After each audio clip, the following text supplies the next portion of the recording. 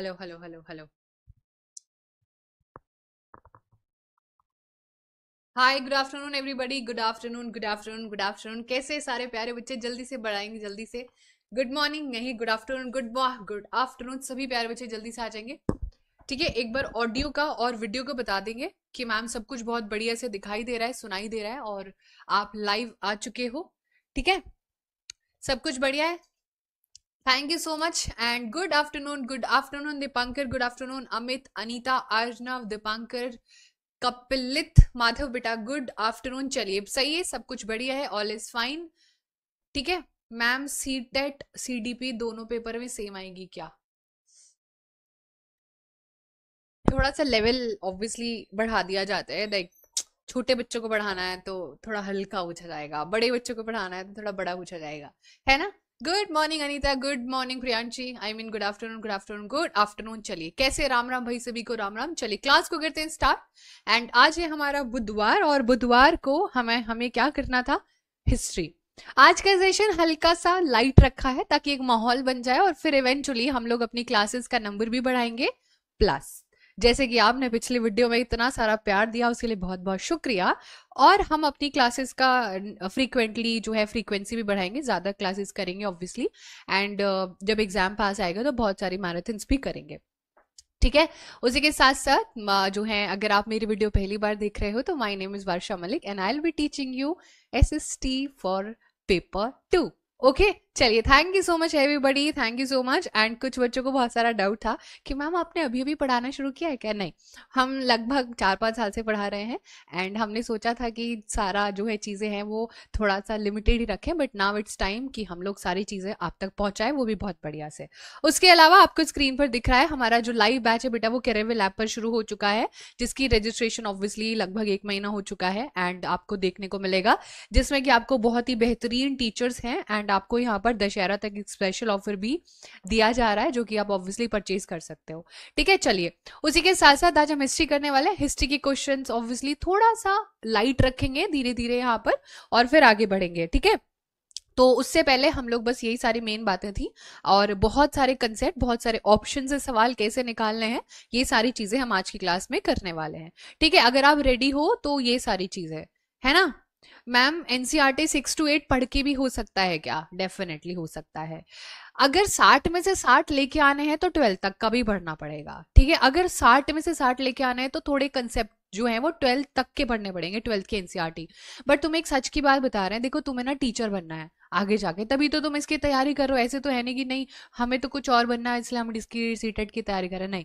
तुम्हें टीचर बनना है तो तुम्हें ना बच्चों को वो हर तह तक जानी है बात की, कि जितना बच्चा सवाल पूछ सकता है ना, हमें वो सारी चीजें डिटेल में पता हो, है ना। चलिए अब शुरू करते हैं यहाँ पर, और पहला क्वेश्चन आपकी स्क्रीन पर आ रहा है, बहुत ही आसान रखेंगे। चलिए ठीक है, लेट्स गेट स्टार्टेड। एंड ये है हमारा पहला सवाल आज की क्लास का, जनवरी 2022 में पूछा गया था। चलो क्वेश्चन करेंगे। भारतीय राष्ट्रीय कांग्रेस की स्थापना की गई किस वर्ष में? बेसिकली पूछ रहा है, the Indian National Congress was established in which of the following years? चलिए हनित शर्मा बेटा आंसर देंगे। सबसे पहले आंसर आ भी चुका है, हमने क्वेश्चन दिखाया नहीं, आंसर पहले आ गया। बताओ आंसर क्या होगा, क्या है हमारा आंसर? बहुत ही तेजी से आंसर आ रहा है, बहुत ही बढ़िया। अनुपम, कृष्णा, सोनाली बेटा बहुत बढ़िया। The right answer is option number, जो है यहाँ पर क्या है हमारा आंसर है बेटा, हमारा आंसर है ऑप्शन नंबर सी, एकदम करेक्ट। 1885 में हमारी कांग्रेस की स्थापना हुई थी। पर आपको कितने बच्चों को ये पता है कि इसके पीछे कहानी क्या थी? ठीक है, तो यहां पर obviously the right answer is 1885, but we have to also remember कि इसके पीछे कहानी क्या थी। इसके पीछे कहानी सुन लो, ठीक है, ध्यान से। इसके पीछे जो कहानी थी वो ये थी कि 1883 में एक व्यक्ति थे जो कि हम लोगों को यहां पर देखने को मिलेगा, जो कि हम लोगों को एक सिविल सर्वेंट थे। क्या थे बेटा? एक सिविल सेवक थे। सिविल का मतलब क्या होता है? यानी कि समाज सेवक जिसको कह सकते हैं, बट उसके क्या है, पेपर देना पड़ता था। ये जो सेवक थे ये एक व्यक्ति थे और ये मूल रूप से एक भारतीय नहीं थे। ठीक है, ये क्या थे? ये एक सिविल सर्वेंट थे और इनका नाम था ए ओ ह्यूमे। क्या नाम था बेटा? ए ओ ह्यूमे इनका नाम था। और ये कलकत्ता विश्वविद्यालय के जो नए नए ग्रेजुएशन करते हुए लोग निकल रहे थे, उनको एक चिट्ठी लिखते हैं, उनको एक लेटर लिखते हैं और ये बोलते हैं कि तुम इतना परेशान हो रहे हो, तुम जो इतना परेशान हो रहे हो, एक काम करो, अपना एक राजनीतिक दल बनाने की कोशिश करो। जैसे कि ये दादा भाई नाउरोजी, वीसी बैनर्जी, इन सबसे मीटिंग करते हैं और कलकत्ता विश्वविद्यालय से जो लोग पढ़ लिख के निकल रहे थे उनसे ये बोलते हैं कि आप अपने लिए आजादी मांगो, अगर आपको आजादी चाहिए तो पहले राजनीतिक प्रेशर बनाना शुरू करो। तो ये वही व्यक्ति थे जो कि मूल रूप से एक अंग्रेज थे और इन पर विश्वास करना ऑब्वियसली हमारे लिए भी एक बहुत बड़ा क्वेश्चन मार्क था कि क्या हम इन पर विश्वास कर भी सकते हैं या नहीं। तो हुआ यही कहानी में, और इनको यहाँ पर ये जो थे, इन्होंने इस पूरी जो है इनको फाउंडर भी कहा जाता है, पर इन पर विश्वास करना एक बहुत बड़ा क्वेश्चन मार्क था, क्योंकि बहुत सारे राजनेता और बहुत सारे जो नेता थे राजनीति में, उन्होंने ये भी कहा कि ये एक बहुत बड़ी चाल है अंग्रेजों की, और वो ये चाहते हैं कि वो ताकि हमारे जितने भी लोग प्रदर्शन कर रहे हैं ना, उनको ये पता चल सके कि भारतीय अगला क्या करने वाले हैं। तो यहाँ पर ये चिट्ठी लिखते हैं, कौन? ये चिट्ठी लिखते हैं जो भी हमारे ग्रेजुएट बच्चे निकल के आ रहे थे कलकत्ता विश्वविद्यालय से, और वो चिट्ठी जब वो पढ़ते हैं तो यहां से एक प्रकार से 2 साल बाद कांग्रेस की स्थापना हो जाती है। पर याद रखना, जरूरी नहीं है कि हमें सिर्फ कांग्रेस सुनने को मिलता है। इससे पहले कांग्रेस का नाम कुछ और था, उससे पहले कुछ और था। कांग्रेस को इंडियन नेशनल कांग्रेस कहने वाले व्यक्ति थे दादा भाई नाउरोजी। दादा भाई नाउरोजी एक इतने सक्षम, एक इतने विद्वान व्यक्ति थे कि जब हमारी कांग्रेस की स्थापना हुई तो यहां पर बेटा इसके जो अध्यक्ष थे उस दिन वीसी बैनर्जी को बनाया गया। सारी कहानी हम यहां पर कर लेंगे, इससे आने वाले बहुत सारे प्रश्न आपको अभी भी दिखेंगे। जो फर्स्ट प्रेसिडेंट थे, ठीक है, पहले फर्स्ट प्रेसिडेंट कौन थे? वीसी बैनर्जी, ठीक है, पहले प्रेसिडेंट बनाया गया डब्ल्यूसी बैनर्जी को, यहां पर आपको देखने को मिलेगा पहले अध्यक्ष जो यहां पर बनाए गए। ठीक है, पहले बेटा यहां पर जो अध्यक्ष बनाए गए वो थे डब्ल्यूसी बैनर्जी, ये बात आप लिख लो। अगले ही साल, अब ना ध्यान से सुनना, ये जो राजनीतिक दल बनाया गया, ये जो पॉलिटिकल पार्टी दुनिया की और भारत की सबसे पहली पॉलिटिकल पार्टी है, या फिर इसको सबसे पुरानी राजनीतिक दल भी कहा जाता है। किसी भी प्रकार से सवाल आएगा तो सवाल सही ही होगा। तो समझ लेना, इस यहाँ पर प्रेसिडेंट बनाए गए, कौन बनाए गए? वीसी बैनर्जी। अगले ही साल यहाँ पर प्रेसिडेंट जी बदल दिए जाएंगे, और याद रखना मैम, इनका एक मकसद जरूर होगा, और वो मकसद ये होगा कि ये पूरे भारत में अपना भ्रमण लगाते थे, चक्कर लगाते थे, और वहां पर मीटिंग्स करते थे। मीटिंग्स यानी कि क्या बोलते हैं, जिनको हम सेशन कहते हैं, कि फलाना सेशन कहाँ हुआ। जैसे पहला सेशन कहाँ हुआ था? बॉम्बे में, यानी कि बॉम्बे जो कि पुराना नाम है, आज उसको हम मुंबई कहते हैं। पहली जो मीटिंग हुई थी वो बॉम्बे में हुई थी। तो यहाँ पर कुछ चीजें हैं जो कि आप नोट डाउन करो फटाफट से, ठीक है, एक पेज डालो, और कांग्रेस से बनने वाला जितना भी यहाँ पर सवाल है उसके बारे में सारी चीजें करते हैं। ठीक है, तो यहाँ पर क्या है? कांग्रेस है। ठीक है, यहाँ पर क्या है बेटा? कांग्रेस है। पिछली वीडियो में बहुत सारे कमेंट आए कि मैम आपने हिंदी, मेरे को लगा नहीं था हिंदी की इतनी डिमांड आ जाएगी, अदरवाइज ऑब्वियसली हम हिंदी में भी सारी चीजें तुमको बता ही देते हैं। ठीक है, तो सबसे पहले यहाँ पर सारी चीजें समझेंगे। 1885 में कांग्रेस का क्या हुआ बेटा? यहाँ पर फाउंडर बन जाते हैं कांग्रेस के, यहाँ पर हमको संस्थापक मिल जाते हैं। वो कौन थे? ये आपसे सीधा सवाल आएगा। फाउंडर थे एओ ह्यूमे, लिख लेना जल्दी से। एओ ह्यूमे ने 1883 में कहानी लिखी थी, चिट्ठी लिखी थी कि आपको ही कुछ करना पड़ेगा अपने देश को बचाने के लिए। ठीक है, पहली बात। दूसरी बात क्या थी कि मैम ये जो पहला सेशन था ये कहां पर हुआ था? जो फर्स्ट सेशन था, याद रखना, पहली बार इनको कहां मुलाकात हुई थी बेटा? बॉम्बे में लोग मिले थे। कौन लोग मिले थे बताएंगे? बॉम्बे में, यानी कि जो उसका पुराना नाम था अब हम इसको मुंबई के नाम से जानते हैं। एक्चुअल में बॉम्बे में होना नहीं था, बट बॉम्बे में करना पड़ा। जब हमने सारे मीटिंग करी थी, एओ ह्यूमे जी ने भी सारे मीटिंग करी थी, तो कोई और जगह डिसाइड हुई थी। कोई बच्चा ऐसा है कमेंट सेक्शन में जो जगह पहले से डिसाइड हुई थी और वहां पर क्यों नहीं हुई और बॉम्बे में क्यों हुई, वो कोई बच्चा है जो हमें बता सकता है? चलिए संदीप बेटा ट्राई करेंगे सभी प्यारे बच्चे, चलो जल्दी से बताओ। होनी कहाँ थी? हुई तो बॉम्बे में, उससे पहले जगह कुछ और डिसाइडेड थी। जल्दी से बताएंगे, कोई बच्चा है जो हमारी क्लास में ये कहानी हमको बता सकता है? ठीक है, पर जल्दी बताओ, ऐसे थोड़ी होता है। इतना यहाँ पर समय देने के बाद आप आगे आने वाले सवालों को यूं कर लोगे। पहले जो यहाँ पर कौन था? ये एजुकेशन कंटेंट, पर आंसर तो बोलो। वेरी गुड, पहले यहाँ पर था पुणे डिसाइडेड। बहुत बढ़िया बेटा, पहले यहाँ पर पूना डिसाइडेड था, यानी कि मैम हमें यहाँ पर जानना होगा, ये सवाल आया हुआ है, ये टीजीटी लेवल में सवाल हमको लोगों को देखने को मिला है कि एक्चुअली में जो प्री डिसाइडेड प्लेस थी बेटा, जो पहले से ही यहाँ पर डिसाइडेड हो रखी थी, वो पुणे डिसाइड हो रखी थी, जो कि हम लोग ऐसे लिखते थे पहले, अभी इसकी स्पेलिंग भी चेंज हो गई है। अब अब इसको पुणे क्यों लिखा गया था ये आपको पता होना चाहिए, क्योंकि मैम यहाँ पर एक महामारी फैली हुई थी। जो चिट्ठी में नाम लिखा हुआ था कि कहाँ करेंगे, वो महामारी के कारण बॉम्बे में हुई थी, ये बात याद रखना। और यहाँ पर क्या है, इसको इंग्लिश में कहते हैं प्लाग फैला हुआ था, महामारी फैली हुई थी, इसलिए पुणे में नहीं हुई। याद रखना, बहुत बहुत बहुत इंपॉर्टेंट है। ठीक है, बट हुई बॉम्बे में। कहाँ पर हुई बॉम्बे में? जल्दी से प्लेस किसी को पता है कौन सी जगह पर हुई? पूछी जा सकती है और पूछी भी गई है। ठीक है, तो यहाँ पर बेटा अगर किसी को जगह पता है तो वो जल्दी से बताएंगे। Gokuldas Tejpal Sanskrit college, most important. ठीक है, संस्कृत कॉलेज। ठीक है, इतनी बात आपको यहां पर ये याद रखते हैं, इस जगह पर ये हुई थी, गोकुलदास तेजपाल संस्कृत कॉलेज। अगले ही साल यहां पर 1886 में इसकी अध्यक्षता, यानी कि इसके सेकंड प्रेसिडेंट बहुत बार पूछे जाते हैं, सेकंड प्रेसिडेंट 1886 में इसने दोबारा मीटिंग करी। अब आप सोचोगे कि ये मीटिंग क्यों करते होंगे, ऑब्वियस सी बात है, आपके दिमाग में ये भी सवाल आ रहा होगा कि आखिरकार ये मिलते ही क्यों थे, आखिरकार वो ऐसी क्या वजह थी कि इनको मिलना पड़ता था। ये भारत को कैसे आजादी मिलेगी, भारत में जो फालतू में सेना में मिलिट्री में जो खर्च करा जा रहा है, जिसको हिंदी में कहते हैं मिलिट्री एक्सपेंडिचर, है ना, उसमें जो हम लोगों को खर्चा हो रहा है वो मत करो, हमारे यहाँ पर भी हमारे लोगों को भी भर्ती कराओ। आपको पता है 18 वर्ष की आयु होती थी अगर आपको सिविल सर्विसेज ज्वाइन करनी है, और उसमें भी पेपर लंदन में होता था, भारत में पेपर ही नहीं होता था। तो आप खुद सोचो कि भारतीय भारत को आजादी कैसे दिलाएंगे जब हमें मौका ही नहीं मिल रहा है। कितने लोग आज विदेश जा सकते हैं, आपको पता है ये सारी चीजें। ठीक है, तो बेटा जो सेकंड प्रेसिडेंट थे वो, यानी कि दूसरे जो यहाँ पर अध्यक्ष थे बेटा, वो भी आपको यहाँ पर याद रखना है, and that was none other than हमारे प्यारे दादा भाई नाउरोजी। इनका नाम इतिहास में जितनी भी बार बोला जाए कमी है, क्योंकि ये बहुत ही बड़े विद्वान और सबके प्यारे दादा भाई नाउरोजी। ठीक है बेटा, ये बेटा आप लोगों को बातें याद रखनी है, ये सीधा आपसे पूछी जाएंगी। ठीक है, इनके बारे में दो चीजें हैं, इन्होंने यहाँ पर ऑब्वियसली 3 सेशन होल्ड करे हैं, अभी धीरे धीरे बताएंगे। दूसरा इन्होंने करा था, दैट वाज 1886। उसके बाद इनकी एक किताब है जो बहुत बार पेपर में पूछी जा सकती है, और वो है the un-British rule in India. बेटा इसको हिंदी में भी यही कहेंगे, ठीक है, the un-British rule in India. ठीक है, ये इनकी किताब है, इनके द्वारा लिखी गई है, और इसी किताब में एक बहुत प्यारे सिद्धांत की बात हुई है, और वो सिद्धांत है ड्रेन थ्योरी। ठीक है, क्या है ड्रेन थ्योरी? अब ये ड्रेन थ्योरी क्या थी बताएंगे।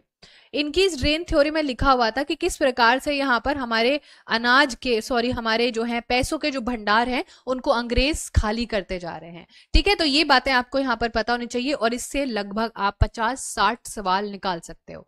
ठीक है, तो ये बात आपको यहाँ पर पता होनी चाहिए। अब सबसे इंपॉर्टेंट बात जो याद रखनी, वो याद रखनी है कि पूरे भारत से जो पहला सेशन था उसको 72 प्रतिनिधियों ने यहाँ पर अटेंड करा था, that is known as 72 delegates. कितने प्रतिनिधि? ठीक है बेटी, यहाँ पर क्या है, कितने प्रतिनिधियों ने भारत से यहाँ पर, और ये कहां से आए थे? डिफरेंट डिफरेंट प्रांत से आए थे, जिसको कि हम क्या कहते हैं, डिफरेंट डिफरेंट प्रोविंसेस से आने वाले ये सारे लोग थे, जो भारत में आजादी की मांग लगाएंगे, जो हम 1857 की क्रांति से लगातार कोशिश कर रहे हैं, उसकी ये यहाँ पर मांग करेंगे। ठीक है, चलिए बताइए जल्दी से, कोई दिक्कत परेशानी? अब जो आने वाले सवाल हैं वो आपके देखना कितने फटाफट से निकलेंगे। अब जल्दी से बताएंगे सभी प्यारे बच्चे। How many delegates participated in the first session of Indian National Congress? भारतीय राष्ट्रीय कांग्रेस के प्रथम अधिवेशन में कितने प्रतिनिधियों ने भाग लिया था? 52, 62? बताओ जल्दी से क्या होगा आंसर, फटाफट से बताएंगे। बहुत ही आसान सवाल है, बिना समय गंवाए यहाँ पर आंसर हो जाएगा 702, नहीं 72। 72 को पढ़ने के बाद हमें ये समझ में आया कि 72 लोगों ने from different part of India. ठीक है, उस समय यहाँ पर क्या है बेटा, प्रोविंसेस होते थे, ऐसे हमारे पास उस समय राज्य नहीं थे, यूनियन टेरिटरी नहीं थे, अलग अलग बेटा प्रांत होते थे। ठीक है, उन प्रांतों में बहुत बार जो है अलग राजा होता था, कोई कोई यहाँ पर ऑब्वियसली अंग्रेज भी होते थे, तो यहाँ पर आपको ये देखने को मिलेगा। ठीक है, चलिए अगला सवाल करते हैं, बहुत ही आसान था। अब बताओ जल्दी से, फटाफट से बताओ आंसर, कर लोगे कि नहीं कर लोगे? तो बहुत आसान सवाल है, जल्दी से बताएंगे। नगमा बेटा आंसर, इसका भी आंसर बताएंगे। Who is the founder of Indian National Congress? William Adam, A.O. ह्यूमे, रास बिहारी बोस, मोतीलाल नेहरू? आंसर बहुत ही क्लियर है, ठीक है, और एक चीज याद रखनी है, वो है यहाँ पर लिख रहे हैं एक ऐसा सिद्धांत दिया हुआ था जिसको कहते हैं, ध्यान से सुनना, सेफ्टी वॉल्व थ्योरी। ठीक है, बहुत सारे लोगों ने इसको बहुत अलग अलग ढंग से क्रिटिसाइज करा है। ठीक है, इसका यहाँ पर क्या है बेटा, इसको बहुत ज्यादा अलग अलग ढंग से पेश किया है और ये कहा है कि ये अंग्रेजों की एक बहुत ही बेहतरीन चाल है कि वो अपना ही एक अंग्रेज भेज रहे हैं और हमारे आगे आने वाले एक्शंस पर नजर रख रहे हैं, जैसे कि लाला लाजपत राय जी ने यहाँ पर बहुत सारी बातें कही हैं। पर कुछ लोग ऐसे भी थे कि नहीं है, हमें जो है सही चीजें बताएंगे, ये बढ़िया से हमें सारी चीजें यहाँ पर लेके जाएंगे। बहुत बढ़िया एजुकेशन कॉन्टेंट बेटा। ठीक है, रियल नाम से आया करो, ये कैसा नाम है। ठीक है, तो यहाँ पर ये सिद्धांत जो है इन्होंने दिया था और ये सिद्धांत रिलेटेड है कांग्रेस से, और यहां पर आंसर है ऑप्शन नंबर बी हमारा बिल्कुल करेक्ट आंसर है। ठीक है भाई, बी हमारा एकदम बिल्कुल तटस्थ रूप से सही आंसर है।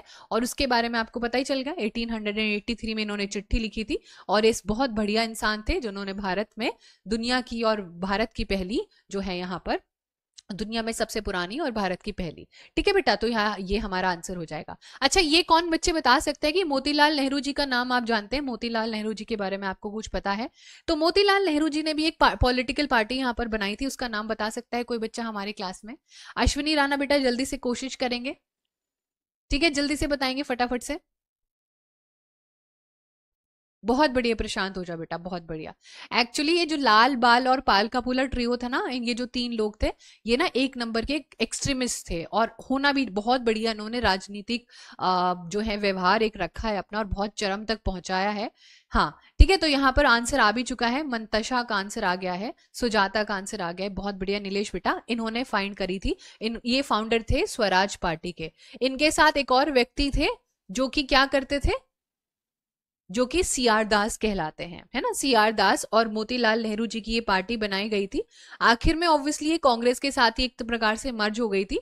अब ये बनाई क्यों गई थी और इसका साल जान लो। ये बनाई गई थी 1923 में। ध्यान से सुनना, कहानी पूरी बताएंगे कि तटस्थ रूप से पूरा इतिहास रट जाएगा और आधुनिक इतिहास से आने वाले सवाल अपने आप में एक बहुत जरूरी सवाल भी हैं।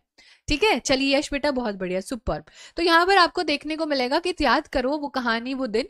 रॉलेट एक्ट जो था 1919 में आया, जिसको काला कानून कहा जाता है, उसके बाद कुछ ऐसी घटना हुई कि भारत के लोगों को एक्शन लेना पड़ा और वो एक्शन था, हम लोगों ने यहाँ पर सत्याग्रह किया, है ना आप लोगों को। और उस सत्याग्रह की वजह से जलियांवाला बाग मैसेकर हो गया और जलियांवाला बाग मैसेकर के बाद हमने एनसीएम किया। अब बैक टू बैक इतना सारा चीजें फेल होते हुए जब देखा गया तो कांग्रेस को बोला तुम सक्षम नहीं हो, तुम समझ नहीं पा रहे हो, क्योंकि कांग्रेस के बहुत सारे लीडर्स ये कह रहे थे, क्या कह रहे थे, कांग्रेस के बहुत सारे लीडर्स ये कह रहे थे कि हम सिस्टम में घुस के चेंज करेंगे। बट जो एक्सट्रीमिस्ट लोग थे, जो बिल्कुल एकदम उनसे सत्ता छीनना चाहते थे, वो ये कह रहे थे कि हमें पूरा स्वराज चाहिए, हमें छोटी मोटी आजादी नहीं चाहिए, हमें सिस्टम में नहीं घुसना, हमें सिस्टम अपने नाम करना है।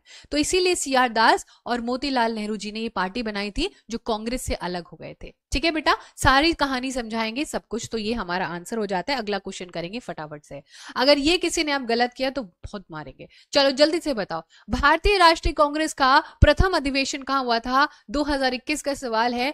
Where was the first session of Indian National Congress held? Calcutta, Mumbai, Lahore, Pune? जल्दी से बताओ।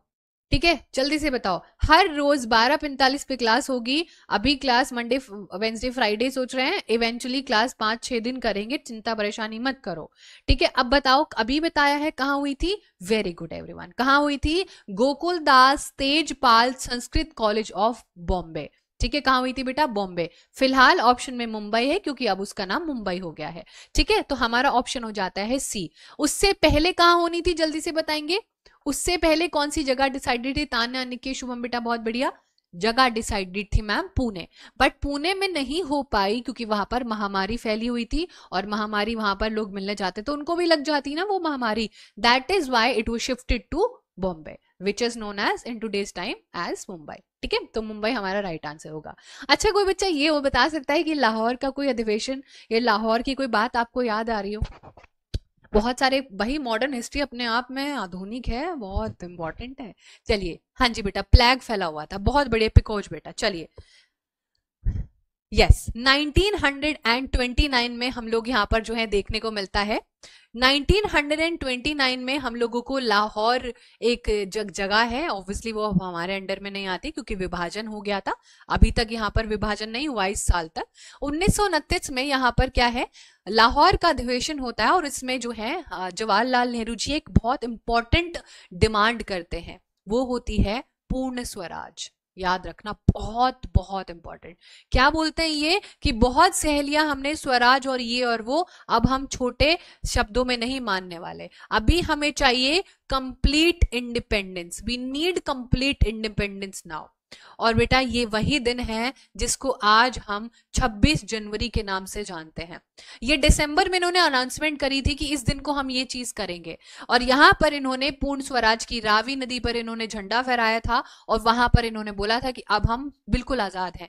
बट एक्चुअली में हुआ ये था कि ज्यादा इसको तवज्जो नहीं मिली थी क्योंकि अभी गांधी जी का सीडीएम आने वाला था, गांधी जी ने सीडीएम कर दिया था, तो इनका जो मुद्दा था वो ठंडा पड़ गया।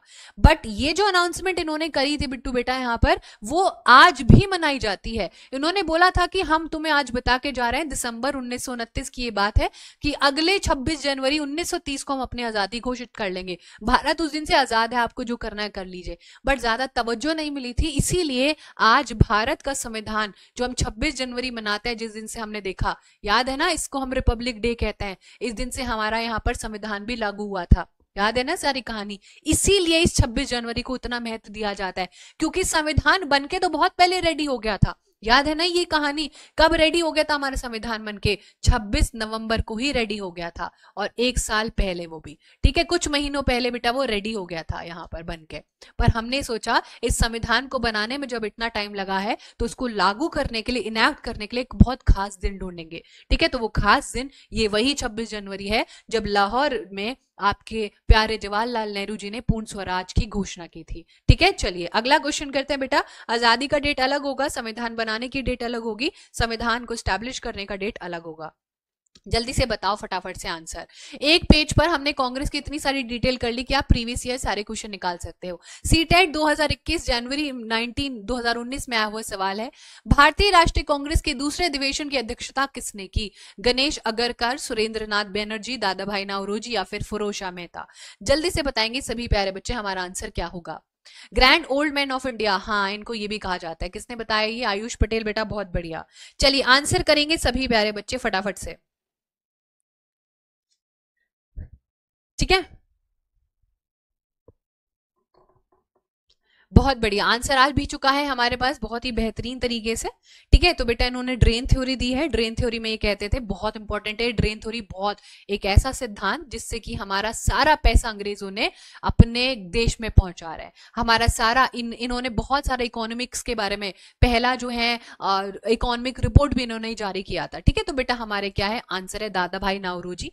अच्छा एक बात बताओ, कितने बच्चों को बंगाल विभाजन का पता है? बंगाल विभाजन पता है? बंगाल पार्टीशन, बंगाल विभाजन याद होगा, इन्होंने पहले ही समझ लिया था कि यहां पर हमें क्या करना है, किन्होंने? अंग्रेजों ने, कि फूट डालो और राजनीति करो। तो उन्होंने बंगाल को दो हिस्सों में विभाजन करने की ठान ली थी। कोई बच्चा है बंगाल विभाजन कब हुआ था? Very good. लॉर्ड कर्जन एक व्यक्ति थे, उनके द्वारा ये 1905 में कर दिया गया था, ठीक है। लॉर्ड कर्जन द्वारा बेटा ये 1905 में बंगाल के दो हिस्से कर दिए थे, ईस्ट बंगाल और जो है यहाँ पर एक जो है दो हिस्से यहाँ पर हम लोग देखते हैं। अंग्रेजों ने कहा कि हम इसलिए ऐसा कर रहे हैं क्योंकि बंगाल एक बहुत बड़ा राज्य है, हम संभाल नहीं पा रहे हैं। बट हम लोगों को पता था कि इनकी राजनीति कुछ और ही है, और ये यहाँ पर ये चाहते हैं, क्या चाहते हैं? ताकि हम यहाँ पर ज्यादा से ज्यादा लोगों के बीच में फूट डाल सके। और इस दिन को बेटा यहाँ पर सेलिब्रेट भी किया जाता है। जब बहुत सारे राजनेताओं को पता लगा तो उन्होंने बहुत सारा विद्रोह भी किया उसके खिलाफ, बट यहाँ पर ये लोगों ने माना नहीं बिल्कुल भी, और बंगाल का विभाजन यहाँ पर अनाउंस कर दिया। वो बात अलग है कि लॉर्ड हार्डिंगे आएंगे और इस बंगाल के विभाजन को कैंसिल कर देंगे, वो बात बिल्कुल अलग है। बट यहाँ पर 1905 में बंगाल विभाजन का आप लोगों को नाम देखने को सुनेगा, और उसके बाद आपको एक नया शब्द सुनने को मिलेगा, और वो होगा स्वदेशी आंदोलन, ठीक है। इस स्वदेशी आंदोलन को भी बेटा बहुत बढ़िया से याद रखना। ये जो स्वदेशी आंदोलन था, इसमें यहाँ पर पूरा का पूरा बहिष्कार यहाँ पर किया गया अंग्रेजों का।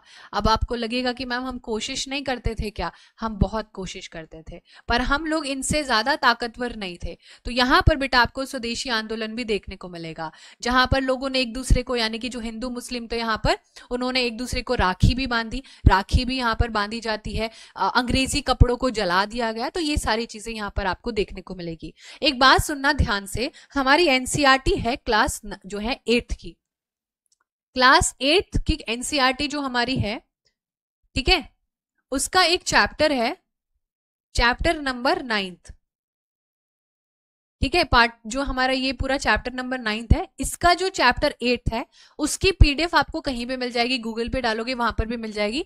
19 पेज की पीडीएफ है, ठीक है, 19 पेज की बेटा पीडीएफ है, यहाँ पर आपको देखने को मिलेगी। 19 पेज की पीडीएफ आपको देखने को मिलेगी। इस पीडीएफ को बहुत धीरे से और बहुत डिटेल में पढ़ना। मॉडर्न हिस्ट्री का आधा क्वेश्चन क्या 70% क्वेश्चन आप बना लोगे। अब ये जो 1905 का अधिवेशन था, इसको हेड करा था जीके गोखले थे, वो भी एक बहुत बड़े क्रांतिकारी थे, एक्सट्रीमिस्ट थे। अब यहां पर क्या होता है ना कि फूट डालो राजनीति करो तो चल ही रहा था, ठीक है। 1885 में, ठीक है, 1885 में कांग्रेस की स्थापना हो चुकी है, लगभग 20 साल बीत चुके हैं और अभी तक आजादी की ही बात हो रही है। ये मुद्दे उठने लगे थे कांग्रेस के सेशंस में, और इन्होंने, ताकि ये लोग आजादी ना मांग ले, हमारा विभाजन ही करना शुरू कर दिया था। तो यहां से राजनीति भी दो रुख में बंटने लगेगी। जो हमारा पूरा राजनीति होगा बेटा, वो हम लोगों को देखने को मिलेगा कि कांग्रेस अब दो हिस्सों में बंटती हुई नजर आएगी। जो कांग्रेस होगा वो दो हिस्सों में नजर आएंगी, ठीक है। अब मान लीजिए आप ही यहां पर एक स्ट्रैटेजी को बार बार कर रहे हो और उससे आपके सवाल नहीं निकल रहे हैं, तो आप भी अपनी स्ट्रैटेजी चेंज करोगे और उसी प्रकार से कांग्रेस में भी विचारधारा को लेके अब लोग बट जाएंगे। एक लोग कहलाएंगे एक्सट्रीमिस्ट, यानी कि कैसे, जो एकदम बहुत गुस्सेल और बोलेंगे कि हम लोग तो छीन लेंगे इनसे आजादी। और एक होंगे बेटा मॉडरेट्स। मॉडरेट्स यानी कि प्यार की भाषा से बात करने वाले व्यक्ति। दादा भाई नौरोजी वैसे तो मॉडरेट्स में ही आएंगे, क्योंकि वो कह रहे थे कि हम लोग के सिस्टम में घुस के चेंज करेंगे, ठीक है। अब एक्सट्रीमिस्ट में कौन, हाँ एक तरीके से बेटा हम इसको क्या कहते हैं, कांग्रेस क्यों बोलेगी, इसको गरम दल भी कहा जाता है, उसको नरम दल कहा जाता है, क्योंकि ये कह रहे थे कि देखो अगर हमें सत्ता संभालनी है ना, तो अंग्रेज लोग बहुत बढ़िया हैं, हम उनसे मांग लेंगे, है ना। इनको गरमपंथी और चरमपंथी भी कहते हैं। एब्सोल्युटली करेक्ट सुजाता, करिश्मा बेटा बहुत बढ़िया।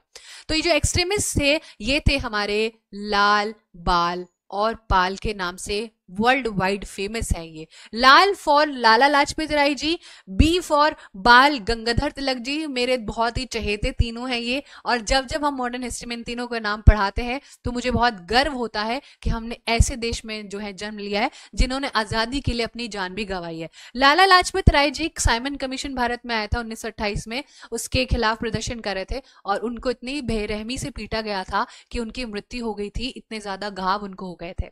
तो आप सोच सकते हो कि जब हमें कोई कहता है कि आजादी मुफ्त की है, तो याद रखना आजादी मुफ्त की कभी ना थी और ना कभी होगी। तो बेटा ये जो लाल बाल पाल थे यहाँ पर, ये थोड़े गरम यानी कि ये चरमपंथी कहलाए जाते हैं, ठीक है अभी बेटा, ठीक है। तो ये सारी चीजें आपको यहाँ पर देखने को मिलेंगी, ठीक है। ये लोग, ठीक है, अब दिख रहा है। उसके बाद आपको मॉडरेट्स कोई बता सकता है हम लोगों को यहाँ पर। अब जो लोग वहां नहीं हैं वो सारे इधर आ जाएंगे, जैसे कि बेटा यहाँ पर दादा भाई नौरोजी मॉडरेट थे। मॉडरेट मतलब कि ये सिस्टम में घुस के कहते थे कि हम अंग्रेज के साथ मीटिंग करेंगे, तो ये सारी चीजें होंगी, ठीक है। उसी के साथ साथ और बच्चा कोई है जो हमें और सारे नाम बता सकता है?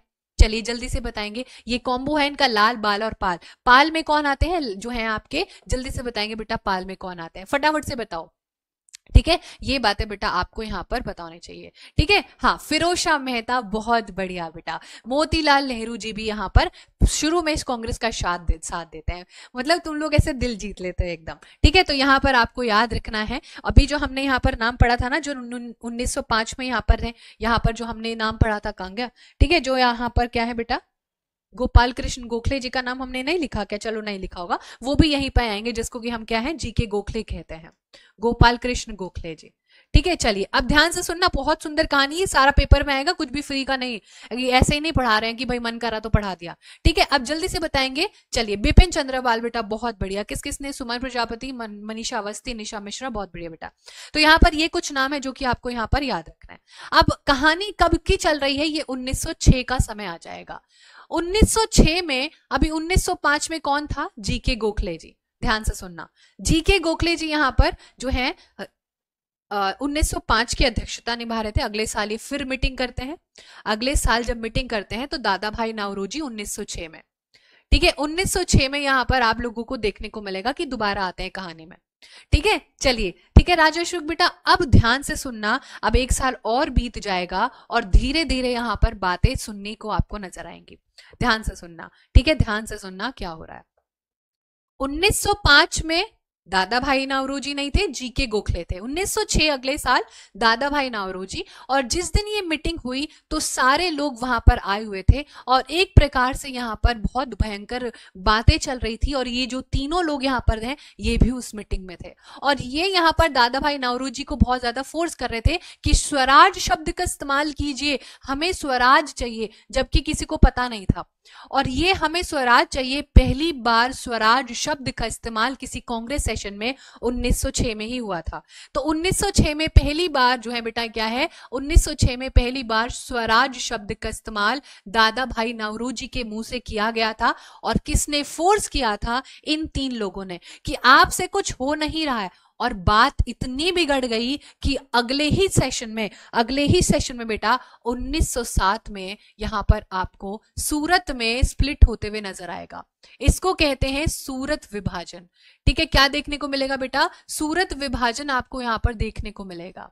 क्या देखने को मिलेगा, सूरत विभाजन। अब ये क्या था, इस दिन इतनी हिंसा भड़क गई, याद रखना, इस दिन इतनी हिंसा भड़क गई, और ये वही दिन था जिसका इंतजार अंग्रेजों को था, क्योंकि वो तो चाहते ही थे कि हम लोग विभाजन की तरफ बढ़ जाएं, क्योंकि एक्सट्रीमिस्ट कुछ और चाहते हैं, मॉडरेट्स कुछ और चाहते हैं। और यहां पर अब जो है बेटा 1907 में पूरी कहानी ही पलट जाती है।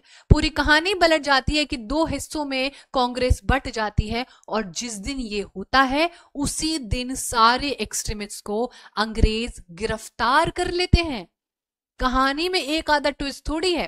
ठीक है, तो यहां पर जो चाहिए था अंग्रेजों को वही मौका मिल गया, और उनके लिए सोने पे सुहागा। और 1907 में फाइनली मॉडरेट्स बन गए। आखिरकार बाद में दोस्ती कर लेंगे, वो बात अलग है। ठीक है, और यहां पर ये एक्सट्रीमिस्ट अलग हो जाते हैं। इसी को ही बेटा क्या कहा जाता है, सूरत में हुआ ये जो पूरा अधिवेशन है, ये यहां पर दो हिस्सों में बढ़ जाता है। अब होता यह है, इतनी बहस बढ़ जाती कि एक दूसरे को पीटना शुरू कर देते हैं, हिंसा भड़क जाती है, और यहां पर मॉडरेट्स को फेवर करेगी अंग्रेजों की सरकार। ये अधिकतम यहां पर आपको पता ही होगा क्यों फेवर करेगी मॉडरेट्स को बेटा, वो आपको पता ही होगा, क्योंकि वो तो यही चाहते हैं ना कि हमारे हिसाब से सिस्टम चले। ठीक है, और यहां पर एक्सट्रीमिस्ट को गिरफ्तार कर लेंगे, और यहां पर आपके जो सबसे मेन थे बाल गंगाधर तिलक जी यहाँ पर गिरफ्तार कर लिए जाते हैं। और इनको कहाँ भेजा जाता है, कोई बच्चा है जो हमें बताएगा? इनको बेटा बहुत जो है लंबे समय के लिए, यानी कि 6 साल के लिए जेल भेज दिया जाता है, भारत से कई किलोमीटर दूर। अगर आज कोई बच्चा बता देगा कि उनको कौन से जेल में भेजा गया था तो मजा ही आ जाएगा। हाँ जी बेटा, इसे ही कांग्रेस का विभाजन भी कहते हैं। काला पानी का जेल भेजा गया था, चुलबुल सिंह कह रहे हैं। चलिए जल्दी से बताएंगे, कोई बच्चा है कि इन्हें कौन से जेल में भेजा गया था? ठीक है, बहुत बार पूछा जा सकता है ना? नहीं, Lahore is not the right answer. Andaman and Nicobar भी सही आंसर नहीं है। किसने? राजा ने मुझे बताया, बिल्कुल, बहुत बढ़िया। चलिए बहुत बढ़िया। और नीलेश भारद्वाज ने बताया है। एक तो बच्चे कह रहे हैं तिहाड़ जेल, क्या कीजिएगा इतनी नॉलेज का। ठीक है, आज नई चीज जानने को मिली है बेटा। इनको कहाँ भेजा गया था, अभी अभी जल्दी से बताएंगे कहाँ भेजा गया था, जल्दी से बताएंगे। ठीक है, जल्दी से बताएंगे फटाफट से। एम से नाम शुरू होता है, कमेंट सेक्शन में जाके चेक करो जिन बच्चों ने सही आंसर दिया है। आज के प्रेजेंट टाइम में क्या है बेटा, बहुत बढ़िया। इनको कहाँ भेजा गया था, मांडले जेल भेजा गया था। कहाँ है ये मांडले, जरा चेक करना। प्रेजेंट डे जो है म्यांमार में है, इसका पुराना नाम है बर्मा। यहां भेज दिया गया था 6 सालों के लिए। कैन यू इमेजिन, है ना। तो ये सारी कहानी है। मांडले के जेल में ये पूरी सजा काट के आए थे 6 साल बाद, और ये जब 6 साल बाद आते हैं तो फिर कोशिश भी करते हैं, फिर इनकी बहुत बढ़िया सहेली बनती है एनी बेसेंट। पूरी कहानी पढ़ेंगे, बहुत मजा ही आ गया इतनी सारी डिटेल में सारी चीजों को पढ़ के। इसी के साथ साथ अगला सवाल करिए फटाफट से। हर एक कहानी की हर बहुत ट्विस्ट है, ठीक है। चलिए ठीक है अनीशा बेटा, जल्दी से करेंगे फटाफट से, आंसर करेंगे फटाफट से। वे session of the Indian National Congress was presided over by Mahatma Gandhi ji. ये सीटेट 2022 का सवाल है, और इसका आंसर क्या है वो बताएंगे। 1922, 1924, 1928 या 1930। महात्मा गांधी जी ने केवल एक ही राष्ट्रीय कांग्रेस के किस अधिवेशन की अध्यक्षता को निभाया है? जल्दी से बताएंगे सभी प्यारे बच्चे। अब इसके पीछे भी बहुत लंबी चौड़ी कहानी है, बट हम आपको शॉर्ट में बता देंगे, ठीक है। अच्छी खासी कहानी है इसके पीछे भी। महात्मा गांधी जी ने मात्र एक ही ऐसा जो है अधिवेशन है जिसको कि यहाँ पर राष्ट्रीय कांग्रेस के अधिवेशन की अध्यक्षता की थी। कौन बच्चा यहाँ पर बताएगा? ऑप्शन नंबर डी बिल्कुल गलत है। जल्दी से बताएंगे सही जवाब, ठीक है भाई, जल्दी से बताओ सही जवाब। मैम आज आप अच्छे लग रहे हो। क्यों भाई? कल नहीं, मतलब जब नहीं लग रहे थे, आज बहुत अच्छा लग रहा है। हाँ ठीक है, तो यहाँ पर क्या है बेटा? ए, बी या सी या डी? आंसर है ऑप्शन नंबर बी करेक्ट है। Option number B Dharmendra Pal, Abhishek Dev, Prashant Ojha, Shashi Prakash, बेटा B is the correct answer. 1924 में जो है अधिवेशन होता है कांग्रेस का, इसके पीछे की भी कहानी है। कहानी को शुरू करने से पहले बहुत बढ़िया से जो है यहाँ पर देख लेते हैं। ये एक जगह है बेलगांव, ठीक है। कहां पर बेटा? बेलगांव में अधिवेशन होता है, और ये मात्र एक ऐसा अधिवेशन है।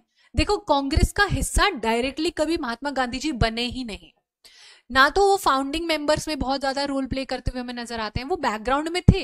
और ऑब्वियसली यहाँ पर याद रखना, गांधी जी भारत में आए कब थे वो भी आपको याद रखना होगा। 9 जनवरी को भारत वापस आते हैं। गए कहाँ हुए थे? अब आपको लगेगा यहाँ पर कि गांधी जी बहुत एक गरीब बैकग्राउंड से आते हैं, बहुत ही कम पढ़े लिखे थे। महात्मा गांधी जी एक ऐसे बैकग्राउंड से आते हैं कि उनके पिताजी का वो रोल होता है जो आज के प्रधानमंत्री का होता था। तो महात्मा गांधी जी एक बहुत ही सक्षम परिवार से आते थे, एक बहुत ही इन्फ्लुएंशियल बैकग्राउंड से आते थे, याद रखना। और ये 9 जनवरी 1915 में भारत वापस क्यों आए, यानी कि यहाँ पैदा नहीं हुए थे, क्या कहानी चल रही? इन्होंने लॉ की पढ़ाई करी थी, यानी कि इन्होंने केस जो बनता है ना, लॉयर जो बनते हैं, लॉयर को हिंदी में क्या कहेंगे? लॉयर ही कहेंगे। वकील जो बनते हैं, अब वकील जी बन गए थे, पर इनको कोई केस देने को रेडी नहीं था। आप बोलोगे कि केस क्यों नहीं मिलेगा? क्योंकि एक भारतीय थे और सत्ता अंग्रेजों के हाथ में है। तो इनको एक बहुत ही फेमस केस मिलता है, बट उसके लिए इन्हें साउथ अफ्रीका जाना था। अब साउथ अफ्रीका में इतना ज्यादा अपना नाम रोशन करके आते हैं कि इनको वहां पर अवार्ड भी दिया जाता है। पर ये 9 जनवरी आज भी इसको जो है एनआरआई डे के नेम से मनाया जाता है। याद है आपको? एनआरआई डे, यानी कि जो Bharat non resident of India है, आज भी इसको दिन, एक दिवस मनाया जाता है इसको। अब ये वहां से जब वापस आए तो उन्होंने बहुत सारे जो है चीजें करेंगे। अब ये सारी चीजें चल रही थी। अब 1915 में वापस तो आ गए, इन्होंने एकदम सारी चीजों को यहाँ पर देखा नहीं। बहुत बढ़िया बेटा, इसको कहते हैं प्रवासी दिवस, यानी कि जो भारत के निवासी नहीं है वो चले जाते हैं छोड़ छाड़ के, बट कहीं ना कहीं लेना देना रखते ही हैं। आपको पता है भारत में एक ही तरीके की नागरिकता होती है, ये सारी बातें। अब होता यह है कि जैसे ही महात्मा गांधी जी आते हैं तो सब लोगों को पता चलता है कि गांधी जी आए, एक बहुत ही सक्षम व्यक्ति हैं, वो एक बहुत बड़े अधिवक्ता है, एक बहुत बड़े वकील है, और उनसे मिलना चाहिए। तो एक व्यक्ति थे जिनका नाम है राजकुमार शुक्ला। याद रखना, राजकुमार शुक्ला जी यहाँ पर मिलने जाते हैं। याद रखना बेटा, राजकुमार शुक्ला जी, आया हुआ सवाल है पेपर में आपके स्टेटमेंट वाला। आज के सेशन 1 वर्ड ज्यादा इसलिए रखे ताकि आपकी एक फाउंडेशन बहुत स्ट्रांग हो जाए। तो यहाँ पर ये जो राजकुमार शुक्ला जी थे, ये महात्मा गांधी जी से मिलने पहुंचते हैं और बोलते हैं, ही वॉज फ्रॉम बिहार, ये आज के बिहार, यानी कि उस समय के जो है बेटा एक बहुत ही बड़े जो है किसान थे ये, और ये बिहार के थे, और ये बिहार की कुछ बातें जो बिहार में चल रही थी वो लेके कहाँ पहुंचते हैं? वो पहुंचते हैं बिहार गांधी जी के पास। अब उनको लगता है कि यहाँ पर कुछ बढ़िया चीजें होंगी जो हम गांधी जी से बोलेंगे और सारी चीजें यहाँ पर ठीक चलेंगे। तो ये अपनी कंप्लेन जो है गांधी जी के पास पहुंचते हैं। लगभग 1916 का समय आ जाता है, और याद रखना इस समय पहला विश्व युद्ध भी चल रहा है। ठीक है, ये पूरा ऐसा समय है जब पहला विश्व युद्ध भी बैक टू बैक दूसरे तरफ चल रहा है, यानी कि हम तो इस कमरे में पढ़ रहे हैं, दूसरे कमरे में विश्व युद्ध हो रहा हो। तो ये ऐसा समय भी था जब जहां पर दुनिया लड़ रही थी आपस में। तो यहाँ पर ये जो राजकुमार शुक्ला जी थे, ये गांधी जी के पास पहुंचते और उन्हें अपनी आप बीती बताते हैं। और आप बीती ये होती है कि बिहार में एक जगह है जिसका नाम है चंपारण। इस चंपारण में यहाँ पर एक सिस्टम चलाया जा रहा था ठीक है, एक सिस्टम चलाया जा रहा था बेटा। ये जो चंपारण आपको देखने को मिलेगा, ये जो चंपारण है, यहाँ पर एक खेती होती थी जिसको कहते हैं नील की खेती, जिसको इंग्लिश में कहेंगे इंडिगो। क्या कहेंगे बेटा? यहाँ पर हमने नीले पेन से लिखा है, बहुत ही अच्छा भी लग रहा है। यहाँ पर नील की खेती होती थी और इस नील की खेती में एक प्रणाली फॉलो करी जाती थी, ध्यान रखना। इसको कहते थे तिनखटिया सिस्टम। क्या कहते थे?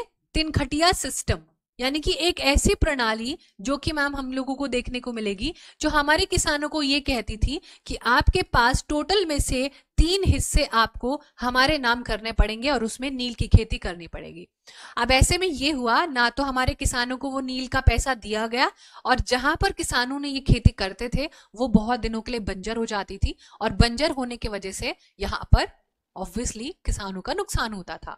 अगर आप 20 रुपए कमा रहे हो और कोई आपसे 40 रुपए की मांग करने लग जाए तो क्या वो अन्याय नहीं होगा? ऑब्वियसली। अब वो तुम 40 रुपए चुकाने के लिए मार्केट से किसी से यहाँ पर उधार लोगे 80 रुपए, और इसी में हमारे किसान जाल में फंसते जा रहे थे। तो यहाँ पर पहले तो बहुत मोटी रकम दे दी एडवांस, और फिर यहाँ पर सारी पैसा लगा दिया किसानों ने, और जब फसल खरीदने का टाइम आया तो उन्होंने मना कर दिया। उसके पीछे एक रीजन ये भी था, इन्होंने मना इसलिए भी किया था क्योंकि अंग्रेज उस समय विश्व युद्ध में बिजी थे, ना कि उनको नील यानी कि जो कपड़े रंगने के काम आता था उसकी जरूरत थी। तो यहाँ पर बेटा ये पूरी कहानी, एक किताब है नील दर्पण, उसमें भी जो है दर्शाई गई है, सारी बातें यहाँ पर आप जानते ही हो। तो यहाँ पर इस चंपारण का मुद्दा ही जो हमारे किसानों को फेस करना पड़ रहा था बहुत ही बुरे तरीके से। जब वो पैसा नहीं दे पा रहे थे तो अंग्रेज उनको घर से उठा के ले जाते थे, उनको अपनी गाड़ी से बांध के रगड़ते थे, पूरा बहुत भयंकर उनके साथ उत्पीड़न किया जाता था। तो ये चीज जो है राजकुमार शुक्ला जी ने बताई, किसको बताई? ध्यान से सुनना, बहुत इंपॉर्टेंट चीज बता रहे हैं। तो ये इस बात जब राजकुमार शुक्ला जी को बताई तो पहले तो गांधी जी ने सोचा कि क्या करना चाहिए इसको, है ना। तो फिर उसके बाद गांधी जी ने एक्शन लिया इसके खिलाफ, और वो बिहार पहुंच जाते हैं, चंपारण, और वो अपनी जिंदगी का पहला सत्याग्रह करते हैं। जो सत्याग्रह शब्द है सत्याग्रह से बना हुआ, यानी कि सत्य के रास्ते पर चलने के लिए दुनिया का पहला सत्याग्रह और हमारे इतिहास का पहला सत्याग्रह, जिसको चंपारण सत्याग्रह कहते हैं। बेटा ये क्लास 8 की पूरी कहानी है, क्लास 7 से शुरू हो जाती है, एनसीईआरटी के चैप्टर्स में पूरी कहानी गिवन है, ठीक है। 1917 में ये चंपारण जाते हैं और वहां पर दुनिया का पहला चंपारण सत्याग्रह करते हैं, जहां पर ये इंडिगो यानी कि नील की खेती के खिलाफ लोगों को क्या बोलते हैं? आवाज उठाते हैं। अब याद ये भी रखना कि जब ये वहां पर पहुंचते हैं तो इनको बहुत सारी धमकियां भी दी जाती हैं। इवन आप लोग विश्वास नहीं करोगे, ध्यान से सुनना, इनके खिलाफ एक कोर्ट का सम्मन भी जारी होता है कि अगर आप यहाँ पर हमें दिख गए तो हम तुम्हें क्या, इन सब लोगों को भी गिरफ्तार कर लेंगे। और जब ये बात सब लोगों को पता चलती है तो लगभग 2-4 हजार लोग इकट्ठा होकर बहुत ज्यादा प्रदर्शन करते हैं, और तब केस भी लड़ा जाता है, और वो केस गांधी जी जीत जाते हैं, और उस दिन यहां पर ये तिनखतिया सिस्टम खत्म हो जाता है, अबॉलिश कर दिया जाता है। बहुत भयंकर कहानी है, कभी इतना डिटेल में जाएंगे तो पैरों तले जमीन भी खिसक सकती है, ठीक है। तो यहाँ पर इनको गिरफ्तारी का आदेश दिया जाता है कि निकल जाओ यहाँ से, और इन्होंने बोला नहीं जाएंगे, लड़ेंगे, और बिल्कुल यहाँ पर जीत भी जाते हैं, और उस दिन ये इसको समाप्त कर देते हैं। फिर अगले ही साल इन्होंने 2 सत्याग्रह और करे। अब इसकी सत्याग्रह की कहानी आज ही खत्म हो जाएगी, ठीक है बेटा। तो इसकी कहानी आप केक से याद रखना।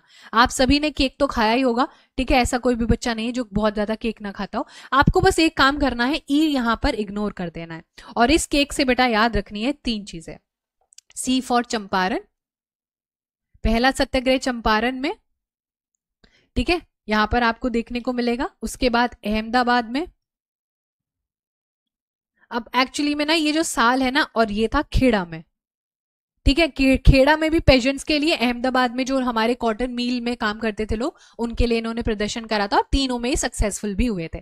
अब याद रखना, बहुत बार हमारी जो एनसीईआरटी है वो यहाँ पर जो पुरानी एनसीईआरटी वो 1916 कहती है, और यहाँ पर 1917 एंड 1917। अब इनमें साल में थोड़ा सा होता रहता है up and down, but this is the actual date of NCERT, है ना। बाकी इसको बहुत बार अब जो है यहाँ पर ये कहा जा रहा है कि बहुत सारे आयोग ने अपने सवाल बदल दिए, और इसको यहाँ पर बहुत सारे बुक्स में 1917 कहा जा रहा है, और इसको 1918, ठीक है। तो हम अपनी एनसीईआरटी के हिसाब से ये सारी चीजें करेंगे, और यहाँ पर इसका साल बदलता रहता है, इसीलिए साल अब आना छोड़ दिया इन्होंने, है ना बेटा। पीडीएफ लिंक जो ऐप पर मिलेगी, या फिर डिस्क्रिप्शन बॉक्स में एक बार चेक कर लेना, डिस्क्रिप्शन बॉक्स जो नीचे ही होता है। ठीक है, अब यहाँ पर ये कहानी हुई, ये ई केक का ई हमें इग्नोर कर देना है। अब खुद सोचो, कोई इंसान, ऐसा इंसान जो एक सत्याग्रह में बहुत ज्यादा वाहवाही बटोर गया, जो अगले ही साल वाहवाही बटोर गया, और यहाँ पर भी जिसको लोग कंधे पर बैठा के महात्मा कहने के लिए तैयार है, जिनको फादर ऑफ आवर नेशन कहने के लिए तैयार है, क्या उनकी चारों तरफ नारे लगाए जाएंगे कि अरे हमारे समस्या का समाधान हो गया? और यही चीज अंग्रेजों को बिल्कुल भी नहीं जो है अच्छी लगेगी।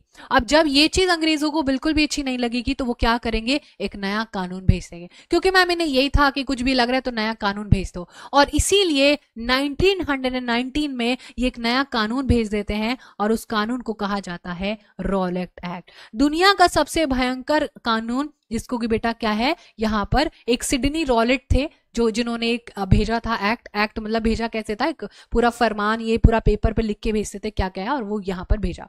जब ये यहाँ पर भेजा तो हमारे भी पैरों तले जमीन खिसक गई, हमारे भी पैरों तले जमीन खिसक गई, है ना। एकदम शैतानी कानून था ये बेटा, ये बहुत ही एनार्की जैसा जो है इसको कहा जाता है, बहुत ज्यादा शब्दों में इसको जो है यहाँ पर कहा जाता है। तो जब ये सारी चीजें हो रही थी तो यहाँ पर रॉलेट एक्ट ये भेज देता है, एक ऐसा कानून जिसको काला कानून कहा जाता है।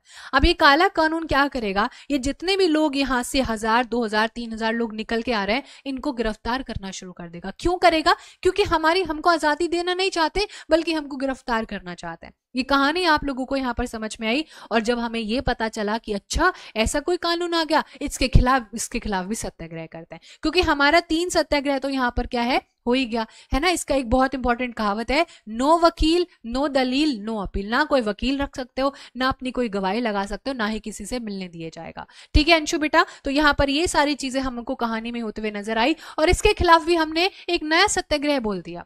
अब ये सत्याग्रह धीरे धीरे बहुत फैलेगा, पर एक जगह थी जहां पर लोग इसी के खिलाफ प्रदर्शन कर रहे थे, और वो था जलियांवाला बाग। जलियांवाला बाग जो कि प्रेजेंट डे अमृतसर पंजाब में है, आज भी आप वहां पर जाओगे तो आपको सारी कहानी नजर आएगी। वहां पर मेला लगा हुआ था, और उस मेले को भी कुछ लोग देखने आए हुए थे मासूम, और कुछ लोग वहां पर प्रदर्शन भी कर रहे थे। अब यहाँ पर इनको लगा कि ये तो मान ही नहीं रहे हैं भारतीय, हम एक काम करते हैं, इनको एक सबक सिखाते हैं। और 13 अप्रैल 1919 को जनरल डायर थे, जो उस समय उनकी मिलिट्री को लीड कर रहे थे, वो अपने दोनों गेटों को बंद करके अपनी बहुत सारी फौज के साथ जलियांवाला बाग, जहां पर लोग बैसाखी का मेला देखने आए हुए थे और कुछ लोग जो प्रदर्शन कर रहे थे, उन पर गोली चला दी जाती है। 1919 13 अप्रैल को यहाँ पर क्या होता है, जलियांवाला बाग मैसेकर, जिसको कि यहाँ पर जलियांवाला बाग हत्याकांड भी कहा जाता है, जिसमें हमारे बहुत सारे मासूम लोगों की मृत्यु हो गई। और जब जनरल डायर से पूछा गया कि उसने ऐसा क्यों किया, तो उसने स्टेटमेंट में कहा कि मैं भारतीय लोगों को एक सबक सिखाना चाहता था। बहुत लोग नाराज भी हुए इससे, और यहाँ से कहानी अब ट्विस्ट लेगी। अब गांधी जी बोलेंगे कि अब हम चुप नहीं रहने वाले, अब हम नेक्स्ट टाइम एनसीएम करेंगे। एनसीएम क्या होगा, जो है यहाँ पर असहयोग आंदोलन। हमें अब तुम्हारा सहयोग ही नहीं चाहिए, अब हम आप बहुत शांति के पथ पर चलिए। हमने हिंसा का ये जो पूरा पार्ट देखा, अब हम नहीं सहेंगे। ठीक है, तो यहाँ पर ये सारी कहानी है, वैसे और भी बड़ी कहानी है, पर कुछ ज्यादा ही लंबी एक्सप्लेनेशन हो जाएगी। उससे पहले अगला सवाल करिए। सीटेट 2019 में आया हुआ सवाल है, जल्दी से करिए। हु इज एसोसिएटेड विद अभिनव भारत? अभिनव भारत से कौन संबंधित है? क्या वो वीडी सरवाकर है? यहाँ पर स्लेव नहीं आएगा, यहाँ पर दास आएगा, है ना। इसने पूरी हिंदी ही कर दी। या वो सीआर दास है, क्या वो बाल गंगाधर तिलक जी हैं, या फिर सुभाष चंद्र बोस? बेटा आंसर बताएंगे। ठीक है, तो ये पूरी कहानी है जो शॉर्ट फॉर्म में सुनाई है, पूरा जब पूरा डिटेल में पढ़ेंगी। ठीक है, चलिए जल्दी से बताएंगे। ठीक है शिवपाल बेटा, बहुत बढ़िया आंसर बताएंगे, किससे रिलेटेड है ये। अब ये जो अभिनव भारत था ना, ये बनाने वाले जो लोग थे, वो सीक्रेटली काम करना चाहते थे, तो इसको सीक्रेट सोसाइटी भी कहा जाता है। अगर आपने अभी तक क्लास 9th की एनसीईआरटी नहीं पढ़ी है इतिहास की, तो आपको थोड़ी चीजें यहाँ पर समझ में आएंगी, और पढ़ ली है तो बहुत अच्छे से समझ में आएंगी। ये जो सीक्रेट सोसाइटी, यानी कि एक तरीके से बहरूपिया बन के एक समाज में अपना आइडिया को फैलाना चाहते थे। ऐसा क्यों है? इसका सही जवाब बिल्कुल ए है, शिवम पाल, कंचा, अमित वर्मा, करिश्मा शर्मा, लक्ष्मी बेटा। यस, इसका जवाब है वीडी सरवाकर, जिन्होंने एक बहुत ही महत्वपूर्ण रोल प्ले किया है भारत की आजादी में। अब यहाँ पर ये जो सीक्रेट सोसाइटी होती थी, ये बात है 1908 की। ठीक है, ये 1908 की बात है बेटा, और ये 1908 में कुछ हुआ था, और 1908 में कुछ ऐसा हुआ था। ठीक है, हाँ सॉरी, यहाँ पर क्या है 1904, नॉट 1908। ठीक है, अब 1908 में यहाँ पर क्या हुआ था कि यहाँ पर पता चल गया था हमको कि ये विभाजन की तैयारी कर रहा है। अब जब ये विभाजन की तैयारी कर ही रहे थे तो हमें ये लगा कि हमें भी कुछ करना पड़ेगा। और जब ये विभाजन की तैयारी कर रहे थे तो याद रखना ये हम लोगों को बहुत ज्यादा क्रिटिसाइज नहीं करने देते थे। ठीक है, ये हम लोगों को बोलते थे कि नहीं नहीं नहीं, तुम अपनी आवाज नहीं उठा सकते, तुमको जो है गिरफ्तार कर लेंगे अभी के अभी। तो इसीलिए हम लोगों को अपने आइडिया अंडरग्राउंड रह के, जैसे आपको याद है 1857 में रोटी एक बहुत इंपॉर्टेंट रोल प्ले करती है। एक सूखी रोटी जो है वो बहुत ज्यादा घूमती थी, और जब वो घूमती थी घर घर तो ऐसा लगता था कि लोगों को यहाँ पर क्या करना है, प्रदर्शन करना है। तो ये एक हिडन सिंबल था। जैसे कि तुम भी तो अपने दोस्तों से कीवर्ड में बात करते हो ना, सामने वाले को पता नहीं चलता। तो यहाँ पर ये सीक्रेट सोसाइटी सीक्रेटली काम करती थी, लोगों को क्रांतिकारी बनने और लोगों का विद्रोह है ना, अंग्रेजों का विद्रोह करने के लिए दर्शाती थी। और वो वीडी सरवाकर की बेटा यहाँ पर क्या थी, मैगजीन थी, और जो है सॉरी सीक्रेट सोसाइटी थी। और ये सीक्रेटली समाज का जो है अंग्रेजों का बहिष्कार करने के लिए तुले हुए थे। इतनी बातें सभी बच्चों को समझ में आई तो जल्दी से बताएंगे। ठीक है, जल्दी से बताएंगे सभी प्यारे बच्चा। कल्पित बेटा जल्दी से बताओ आंसर क्लियर है या नहीं, या फिर जो है थोड़ी बहुत कुछ दिक्कत परेशानी है तो बताओ। ठीक है, चलो जल्दी से बताओ फटाफट से। इनकी एक बहुत फेमस किताब है।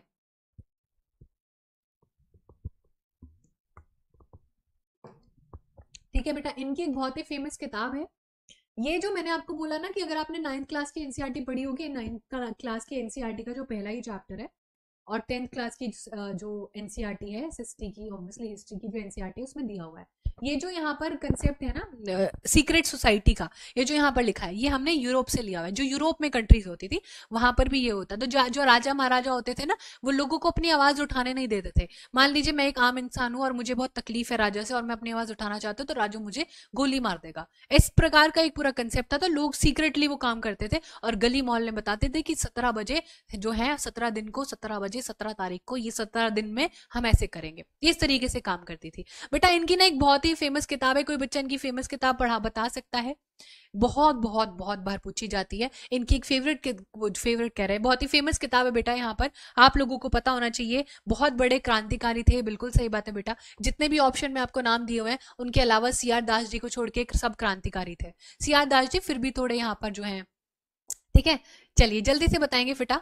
ठीक है, जल्दी से बताएं, कोई है बच्चा हमें? चलो आज का हूँ, हाँ सीपी में जेने तो तुम लोगों ने बेसिकली पढ़ी है ना, यानी कि एनसीईआरटी बहुत इंटरेस्टिंग है। देखो हम वर्ल्ड हिस्ट्री के जो पढ़ते हैं ना, और अपने दिलों के दरबार को खोल के पढ़ेंगे। और हमारी इंटेंशन ये रहेगी कि हमें इसलिए नहीं पढ़ना है कि हमें पढ़ना नौकरी लेना ही, हमें इसलिए पढ़ना है क्योंकि हमारे देश के बच्चे हमारा इंतजार कर रहे हैं। वो क्लास में बैठे हैं कि एक एसएसटी का बहुत बढ़िया टीचर आएगा, एक बढ़िया टीचर आएगी जो हमें बहुत बढ़िया से समझाएगी। जो हमें नहीं मिला वो हम उनको देंगे, ताकि हमें भी बहुत मजा आए और उनको भी अपने सब्जेक्ट में बहुत मजा आए। और जब आपको बच्चों का प्यार मिलेगा ना तो तुम फैल जाओगे। तुम्हें बस क्या बताए, फीलिंग ही डिस्क्राइब नहीं करी जा सकती। जब आपके बच्चे आपको बहुत प्यार से सम्मान से पेश आते हैं ना, वो फीलिंग दुनिया की बहुत अलग फीलिंग होती है। आंसर आ भी चुका है, होमवर्क देने का कोई फायदा नहीं है। बट आज आपको बेटा यहाँ पर होमवर्क दिया जा रहा है, और कमेंट सेक्शन में बताना कि वीडी सरवाकर की किताब ऑलरेडी प्रीवियस ईयर का ही सवाल है, आया हुआ है, ऐसा नहीं कि नहीं आया है, पर आज का होमवर्क है। चलिए बहुत सारी बातें हो गई, बढ़िया से बहुत सारे क्वेश्चन बचे हुए हैं, आंसर करते हैं अगला। अब जल्दी से बताओ, ये जल्दी से सवाल, जल्दी से बताओ बेटा सवाल। When was the attempt to assassinate किंगफोर्ड इन मुजफ्फर? अब ये कौन थे, क्या थे? अगर नहीं भी आता है तो उसके लिए अभी हम जिंदा हैं। ठीक है, चलिए, है ना, बहुत बढ़िया। मुजफ्फरपुर में किंग्सफोर्ड की हत्या का प्रयास कब किया गया था? 2022, वेरी लेटेस्ट क्वेश्चन। कहानी बहुत लंबी है इसके पीछे। ठीक है, माही प्रजापत बेटा, ठीक है, बोल देंगे। चलिए, बहुत ही मजा आ गया, है ना। हर हर हर चीज ना हमेशा समय से ही हमें मिलती है ना। चलिए, तुम लोगों को कैसे पता है ये सवाल, मुझे तो पहले ये बताओ। मुझे लगा था कि ऐसा सवाल लेके आएंगे जो तुम्हें नहीं पता होगा। ठीक है, हाँ जी। अब ये मेरा आप लोगों से यहाँ पर प्रॉमिस है कि आपका एसएसटी 60 नंबर का जो आ रहा है उसके जिम्मेदारी मैंने ली है, हमने ली है। आप बिल्कुल छोड़ दीजिए टेंशन परेशानी लेना, जब तक हम यहाँ पर 15 दिसंबर तक हैं, आपकी जिम्मेदारी हमारी। और फिर आपने क्या करना है बदले में? ठीक है, बदले में आपने क्या करना है? बदले में आपने मेहनत करनी है, दैट्स ऑल। कुछ नहीं करना, बस मेहनत करनी है, और वो भी आंख बंद करके और बिल्कुल बैठ के दिल से मोहब्बत करके मेहनत करनी है। ठीक है, चलो अब इसकी कहानी एक्चुअली में बिल्कुल सही है, जो 1908 बिल्कुल करेक्ट आंसर है। अब ये कौन थे, किसने इनकी हत्या करी, कोई बच्चा ये बता सकता है? ठीक है, जल्दी से बताएंगे बेटा, संतोष बेटा आंसर बताएंगे। ठीक है, अब देखो बात करते हैं, बहुत इंपॉर्टेंट कहानी ये है कि अभी अभी बंगाल का विभाजन हुआ। ठीक है, अभी अभी बंगाल का विभाजन हुआ है, अभी नहीं, यानी कि जब हम ये पूरा कहानी पढ़ रहे हैं यहां पर बंगाल का विभाजन हुआ। ठीक है, ध्यान से सुन लेना, बंगाल का विभाजन हुआ है। 1906 के अधिवेशन में स्वराज की मांग हुई है। ठीक है, आज तो किसी बच्चे को कोई दिक्कत नहीं है, हिंदी में बता दो ये आज बता देना भाई। ठीक है, बंगाल का यहां पर विभाजन हो गया है, ये हम लोगों को देखने को मिलता है। और तो और हम लोगों को क्या देखने को मिलता है, 1907 में सूरत स्प्लिट देखने को मिलती है। और इस सूरत स्प्लिट का सबसे बड़ा जो धक्का लगा था वो ये लगा था कि बाल गंगाधर जी को देश निकाला ही दे दिया गया था, उनको बहुत दूर भेज दिया गया था, है ना। तो यहां पर आप खुद सोचो कि इतना सब कुछ होने के बाद क्या हमारा गुस्सा 1908 में फूट सकता है? Definitely ma'am. एक व्यक्ति था जिसका नाम स्क्रीन पर नजर आ रहा है, ये जो व्यक्ति आपको यहां पर नजर आ रहा है ये मजिस्ट्रेट हुआ करता था, ये कलकत्ता कोर्ट का मजिस्ट्रेट था। ये जो आपको, अरे भैया रे, ये जो आप लोगों को यहां पर, ये जो आपको यहां पर किंग्सफोर्ड नजर आ रहा है बेटा, ही वॉज अ मजिस्ट्रेट, ये एक मजिस्ट्रेट था। क्या था? ये कलकत्ता कोर्ट का मजिस्ट्रेट था। ठीक है, अब ये क्या करता था कि छोटे छोटे चीजों के लिए भी, सामान्य कोई अगर किसी ने कोई गुनाह किया है, कोई सामान्य गलती की है, तो ये उसके लिए भी लोगों को फांसी पर लटका रहा है, 11 साल 10 साल के लिए जेल भेज रहा है, पूरे समाज में बेइज्जती कर रहा है। और इसके लिए इसके जो ये जो इसका एटीट्यूड था, ये कुछ लोगों को बिल्कुल पसंद नहीं आया। ये बिल्कुल किसी किसी जो दो लोग थे यहाँ पर, उन लोगों को ये बिल्कुल भी पसंद नहीं आया। ये छोटी छोटी बातों पर फांसी की सजा सुना देता था। अब आपको लगेगा कि ऐसा क्यों करता होगा? क्योंकि अपना दबदबा दिखाने के लिए कि हम तो छोटे काम के लिए इतनी बड़ी सजा दे रहे हैं, बड़ा काम करोगे तो क्या करेंगे। तो यहाँ पर दो क्रांतिकारी थे जिन्होंने इसकी हत्या करने का अटेम्प्ट किया था। तो ये उसके कोर्ट के बाहर ये जो है खड़े हुए थे और जो है यहाँ पर इन्होंने बम फेंका था इनके ऊपर। तो याद रखना यहाँ पर, तो ये जो बेटा यहाँ पर बम फेंका था, ये दो लोगों ने यहाँ पर, याद रखना बिल्कुल सही बात है, क्वेश्चन का आंसर भी आ गया है, खुदीराम बोस एंड प्रफुल्ल चौकी। ठीक है बेटा, ये नाम याद रखना आप, बहुत इंपॉर्टेंट नाम है। इन दोनों लोगों ने क्या किया यहाँ पर बेटा, याद रखना, डबल एल आएगा। ठीक है, तो ये जो नाम है बेटा, ये आपको यहाँ पर याद रखना, इन दो लोगों ने कोशिश करी थी इस व्यक्ति को जड़ से मिटाने के लिए। ठीक है, ये क्या थे? एक नंबर के क्रांतिकारी और बहुत ही बेहतरीन व्यक्ति। बट हुआ ये था कि उस दिन इनकी किस्मत खराब थी, और उस दिन जब गाड़ी बाहर आती है तो गाड़ी में वो थे ही नहीं। कौन? जो किंग्सफोर्ड या जो मजिस्ट्रेट था उसमें कलकत्ता कोर्ट का, वो उस गाड़ी में था ही नहीं, बल्कि कोई और था, दो महिला बल्कि यहाँ पर, जिनकी मृत्यु हो जाती है। और इसी प्रकार से इनका पता लगाया जाता है, एक को पकड़ लिया जाता है और एक को बेटा वो खुद को फांसी लगा लेते हैं, सॉरी खुद को सुसाइड कर लेते हैं, गोली मारकर अपनी हत्या कर लेते हैं। ठीक है, तो ये कहानी हम लोगों को यहाँ पर पता होनी चाहिए, जो कि 1908 की कहानी है। और ऑब्वियसली गुस्सा आना जायज भी था। कल को तुम लोग यहाँ पर क्लास देख रहे हो, कल को मुझे यहाँ पर आके क्लास में कुछ बोलने लगे तो तुम भी तो उसके दुश्मन, अरे ऐसे कैसे बोल, तुम भी तो उसको 4 बार सुनाओगे ना। तो अब जो हम तुम्हारे लिए यहाँ पर अच्छा कर रहे हैं, तो तुम भी तो मेरा अच्छा चाहोगे। ऑब्वियसली ऐसे ही बाल गंगाधर तिलक जी भी तो उनके लीडर थे, उनका अच्छा चाहते थे, हमारा लोगों का अच्छा चाहते थे, है ना। तो यहाँ पर जो है ये सारी चीजें आप लोगों को समझनी पड़ेंगी। ठीक है, तो हमारा आंसर क्या हो जाता है बेटा? 1908 की ये पूरी कहानी है। ठीक है, 1908 की ये कहानी है। अब जल्दी से कोई बच्चा मुझे 1907 जो अभी हमने पढ़ा, 1907 में क्या हुआ था, वैसे लिख ही दिया यहाँ पर सारी बातें। ठीक है, अरे इन्होंने एक काम थोड़ी करा है, इन्होंने एक काम थोड़ी करा है, बहुत काम करा है इन्होंने, बहुत तंग करा है हमें। चलो जल्दी से बताएंगे बेटा। Which magazine was not associated with revolutionary activities? 2019 का सवाल है। क्रांतिकारी गतिविधियों के साथ कौन सी पत्रिका जुड़ी हुई नहीं है या नहीं थी? अब ये पत्रिकाएं भी हमें अंग्रेजों की ही देन है, अंग्रेजों का ही देन है ये भाई पत्रिका। ये जो प्रिंटिंग कल्चर है ये अंग्रेज अपने साथ लेके ही आए थे। ठीक है, ये जो यूरोपियंस लोग थे यहाँ पर, ये एक पत्रिका अपने साथ याद करते थे। ठीक है, ठीक है, चलो बेटा बताओ। तो यहाँ पर संध्या मैगजीन है, युगांतर जिसको पूरा एरा ही लिख दिया, इंग्लिश में भी इसको युगांतर ही कहते हैं। इसने हिंदी की ट्रांसलेशन कर दी, इसको इंग्लिश में भी, हिंदी इंग्लिश दोनों में बेटा इसको युगांतर ही कहते हैं। ठीक है, युगांतर, ये ऑप्शन आएगा, ये नहीं आएगा। ठीक है, चलो बताओ, संध्या, युगांतर या फिर गदर या फिर यंग इंडिया। अब इन चारों मैगजीन को बार बार खंगोला जाएगा, बार बार ये पूछे जाएंगी, और याद रखना आपको नाम से ही बाकी सारी यहाँ पर क्या है, क्रांतिकारी नजर आ रही होंगी। एक जो क्रांतिकारी नहीं है वो यहाँ पर है obviously option number D, young India. सब कुछ बताएंगे, ऑब्वियसली थोड़ी सी लग सकती है, नया सवाल है, बट ऑब्वियसली थोड़ा डिफिकल्ट भी है। तो यहाँ पर आपको देखना होगा कि अगर हम यहाँ पर इसकी बात करें तो ये महात्मा गांधी जी की मैगजीन है, और जैसे ये महात्मा गांधी जी की मैगजीन हो जाती है तो महात्मा गांधी जी एक क्रांतिकारी नहीं थे। अगर आपको इतना ही सिर्फ पता था तो भी आप कर सकते थे, लेकिन हम चारों के बारे में डिस्कस करेंगे। महात्मा गांधी अपने आप में कभी भी हिंसा को भड़काने के लिए हमें तटस्थ रूप से आगे नहीं दिखते हैं। क्विट इंडिया के मूवमेंट के टाइम पर डेफिनेटली ये डू और डाई हिंसा का थोड़ा सा हिंट देते हैं, बट उससे पहले कभी भी नहीं। तो ये जो यंग इंडिया हम लोगों को मैगजीन देखने को मिलती है, जो पत्रिका देखने को मिलती है, गांधी जी की थी। इसमें 3 शब्दों का इस्तेमाल हुआ है बेटा, लिख लेना जल्दी से, यहां पर आपको पता होना चाहिए।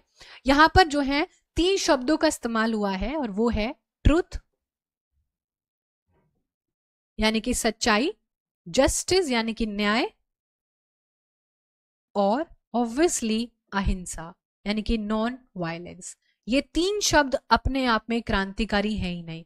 क्रांतिकारी मतलब तख्ता पलट करना, क्रिटिसाइज करना, बहुत ज्यादा यहाँ पर क्या करना, हिंसा करना, ये यहाँ पर क्रांतिकारी लोगों की विचारधारा होती है। तो यहाँ तो गांधी जी ही अहिंसा का पाथ बेटा यहाँ पर फॉलो कर रहे थे। किसका पाथ? अहिंसा, यानी कि हिंसा हमें नहीं करनी है, हमें उस रास्ते पर जाना है जिस पर कोई खून खराबा ना हो। बात करते हैं संध्या, युगांतर और गदर। ये वही गदर मैगजीन है जिसने गदर पार्टी की जो है यहाँ पर स्थापना करी थी, और एक गदर पार्टी जिसका हेडक्वार्टर था सैन फ्रांसिस्को में, और ये बाहर से भारत में, सैन फ्रांसिस्को लिख लेते, सैन फ्रांसिस्को को, ठीक है, सैन फ्रांसिस्को, ठीक है बेटा, ये बाहर से, विदेश से यहाँ पर काम कर रहे थे। अब दोनों के बारे में कौन बताएगा कि यहाँ पर संध्या और युगांतर मैगजीन किससे लेना देना रखती है? कोई बच्चा है हमारी क्लास में जो हमें ये बात बता सकता है तो जल्दी से बताएंगे। ठीक है, जल्दी से बताएंगे बेटा। यहाँ पर कोई बच्चा है जो हमें बताएगा? ठीक है, सुमन बेटा बहुत बढ़िया आंसर बताएंगे, बाकी सारे प्यारे बच्चे। ठीक है,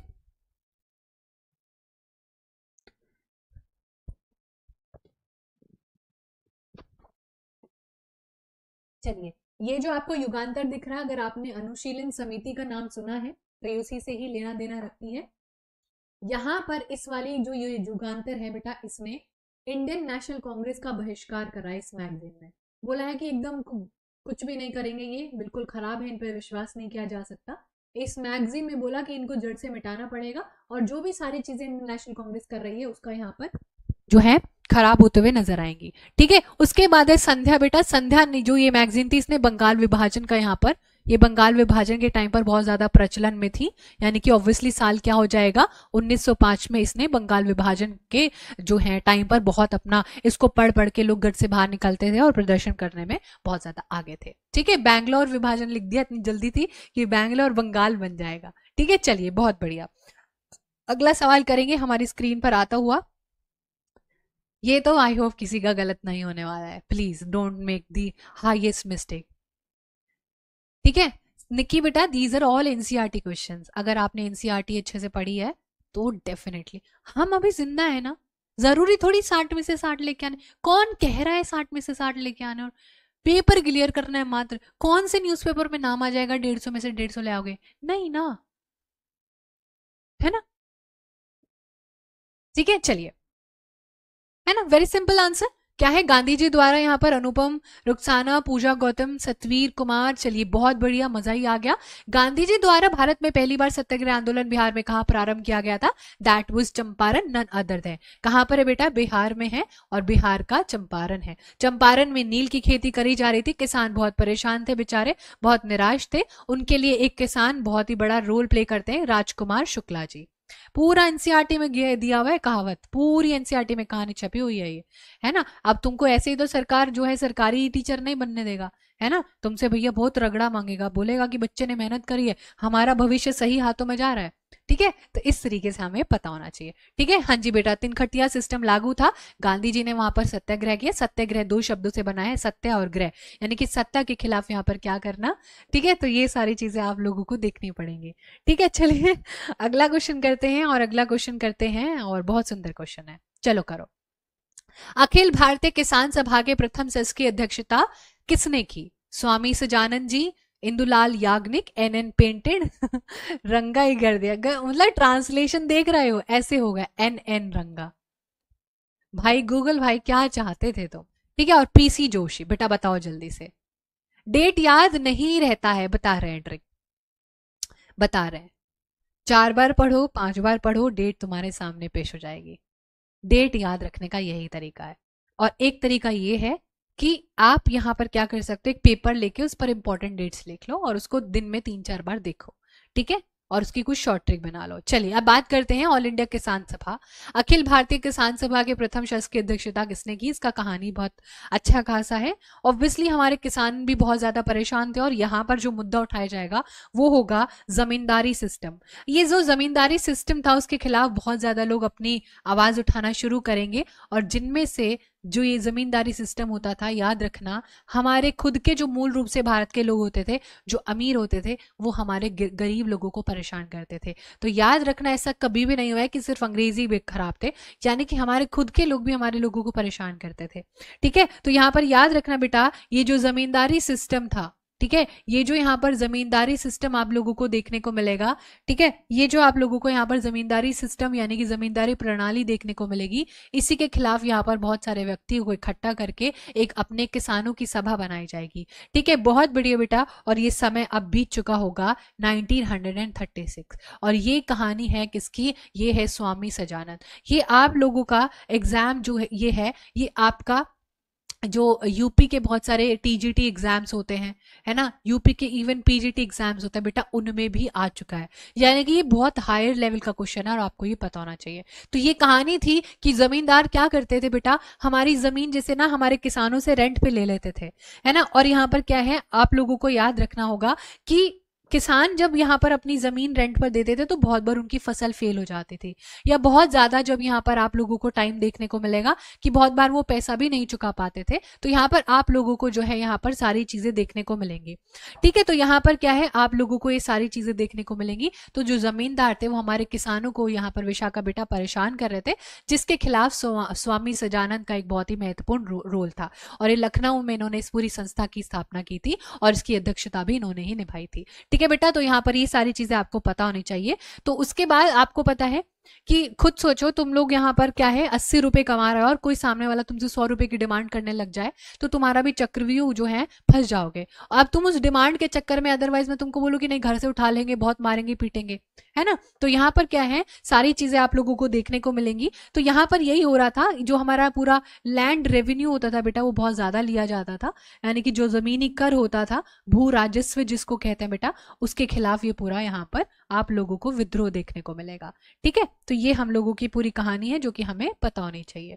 ठीक है, तो ये हमारी कहानी थी जो हमें पता होनी चाहिए। ठीक है, चलिए, वैसे इससे लंबी कहानी है, बट हमें लग रहा है कि कुछ ज्यादा ही डीप हो जाएगा, तो इसलिए हम यहाँ पर इसको आगे बढ़ते हैं करते हुए। चलिए अब जल्दी से करेंगे यहाँ पर, फटाफट से।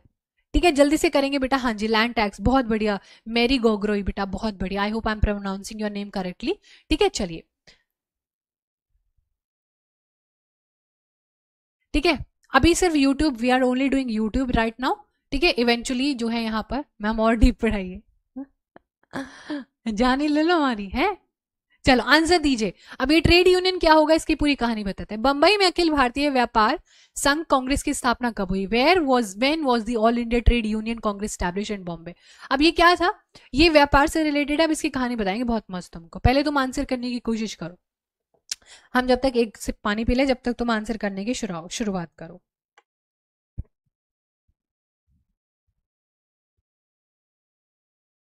हाँ जी बेटा, ऑब्वियसली यहाँ पर आपको देखने को मिलेगा 6 to 8 की ही आती है, बट कुछ को देखो, मैं तुमको ना एक बात बताती हूँ, आप छठी से लेके 12वीं कक्षा के पेपर उठाना, सॉरी एनसीईआरटी उठाना, there will be only one thing that you will notice कि हर क्लास के बाद इंटेंसिटी बढ़ जाती है। क्वेश्चंस थोड़े गहरे रूप से पूछे जा रहे हैं, दैट इज ऑल। ग्रेजुएशन में और गहरे रूप से, पोस्ट ग्रेजुएशन में और गहरे रूप से, पीएचडी में तो पूरी पीएचडी करवा देंगे तुमसे। तो होता कुछ नहीं है, 6 बेसिक्स, मॉडरेट, एक्सट्रीम, बहुत एक्सट्रीम एंड इंटेलिजेंट, ये लेवल है।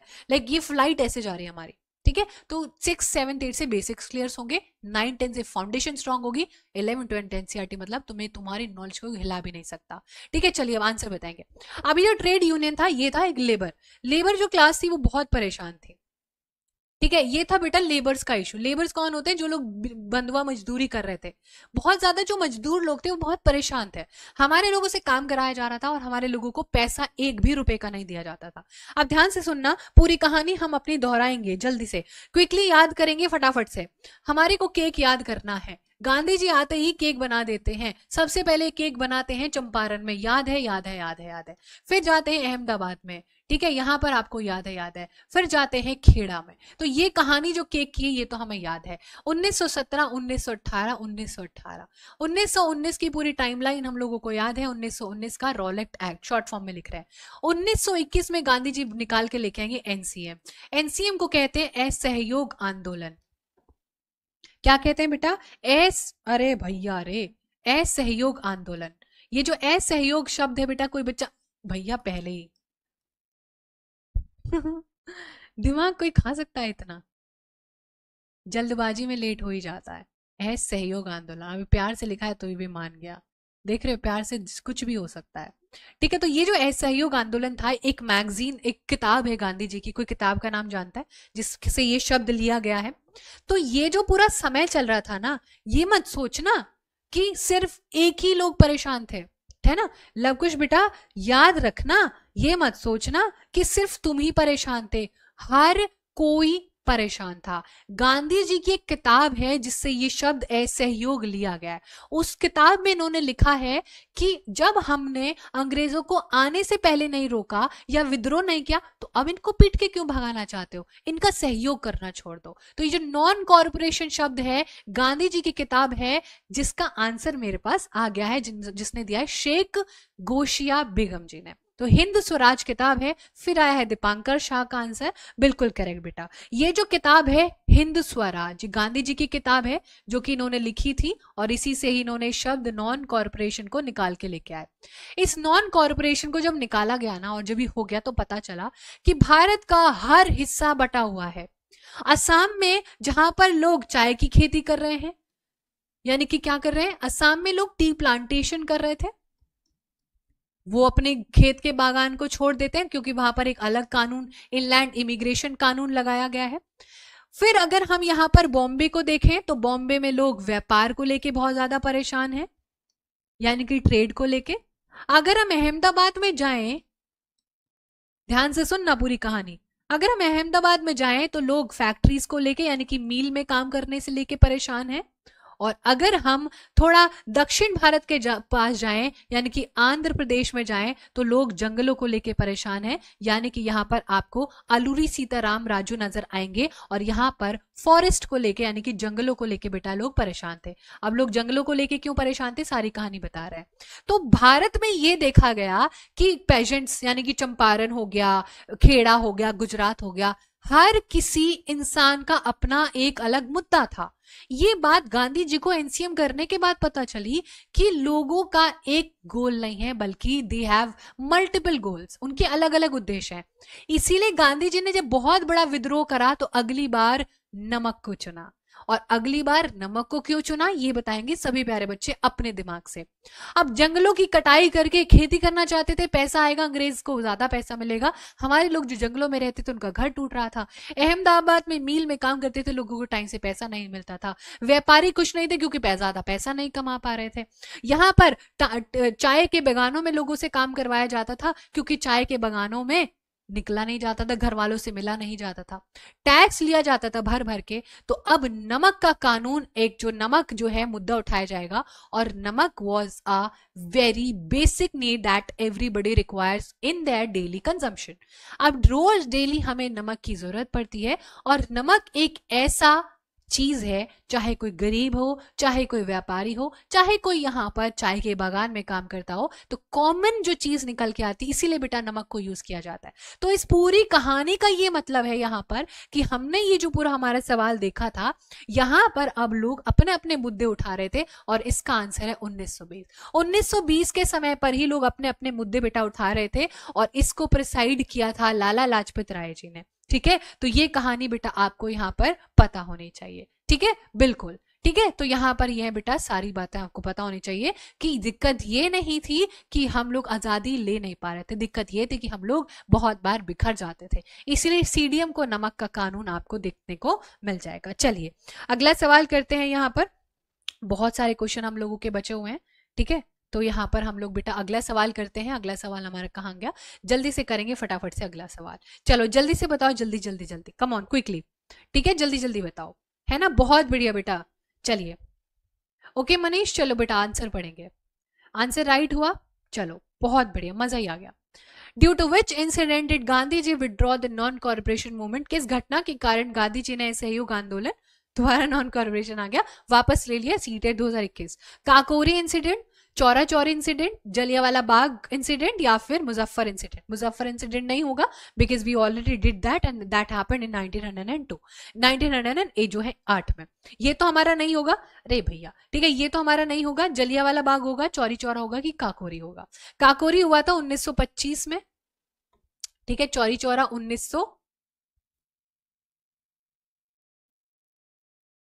4 फरवरी, और जलियांवाला बाग 13 अप्रैल 1919। ये कहानी याद, बहुत important dates, very important dates.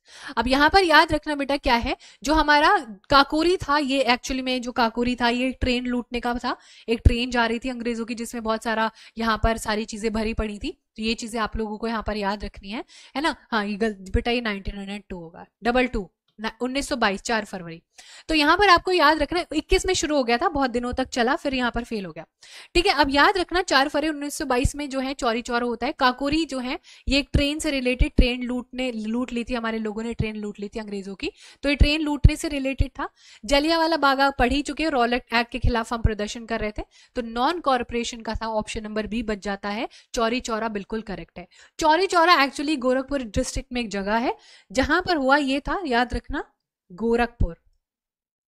ठीक है, गोरखपुर जो है जगह है, यहाँ पर क्या है बेटा, गोरखपुर जगह है यहाँ पर, और इस गोरखपुर को यूपी में जो है आती है ये, और यहीं पर ही क्या है हमारा चौरी चौरा आप लोगों को देखने को मिलेगा। इसी में ही 22 पुलिसमैन की हत्या कर दी थी और 3 सिविलियन की हत्या हो गई थी, जिसके वजह से गांधी जी ने जो रास्ता जो है तय किया था, और रास्ता कैसा तय किया था बेटा, रास्ता तय किया था कि हम हिंसा नहीं करेंगे, क्योंकि हिंसा यहाँ पर भड़क गई थी, इसलिए इन्होंने वापस ले लिया। अब आप खुद सोचो कि क्या ये पुलिसमैन भारतीय थे और भारतीयों ने इनकी हत्या की, एब्सोल्युटली। खुद सोचो कि तुम लोग प्रदर्शन कर रहे हो एनसीएम में, चारों तरफ लोग यहाँ पर, हाँ इन्होंने पूरे पुलिस स्टेशन को आग लगा दी थी, 22 पुलिसमैन उसमें मर गए थे। ध्यान से सुनना, ये अंग्रेज नहीं थे, ऐसा नहीं सोचना कभी भी। ठीक है, ऐसा कभी मैं मत सोचना that these were all Indians, ये पूरे के पूरे इंडियंस भी नहीं थे, पूरे के पूरे अंग्रेज भी नहीं थे। अब खुद सोचो कि तुम और मैं भारतीय हैं, तुम अंग्रेजों का साथ दे रहे हो और मैं अंग्रेजों का साथ नहीं दे रही हूँ, मैं अपने लोगों के साथ मिलकर प्रदर्शन कर रही हूँ, और तुम लोग पैसों के लिए जो है भारत के लोगों को ही धोखा देना चाहते हो। तो इसीलिए एक हिंसा भड़क गई थी भारतीय और भारतीय के बीच में। एक भारतीय जो सरकार है के लिए काम कर रहा है और एक भारतीय जो हिंसा की मतलब जो प्रदर्शन करे, आंदोलन करे, इसलिए इनकी बहुत एक झड़प हो गई थी, और इस झड़प में इतनी ज्यादा चीजें बढ़ गई कि यहाँ पर आपको जो है हत्या भी देखने को मिलेगी, जिसमें इन्होंने यहाँ पर 22 लोगों को आग के हवाले कर दिया था, पूरे पुलिस स्टेशन को। ठीक है, चलिए अगला सवाल करेंगे फटाफट से, अगला सवाल करेंगे सभी प्यारे बच्चे।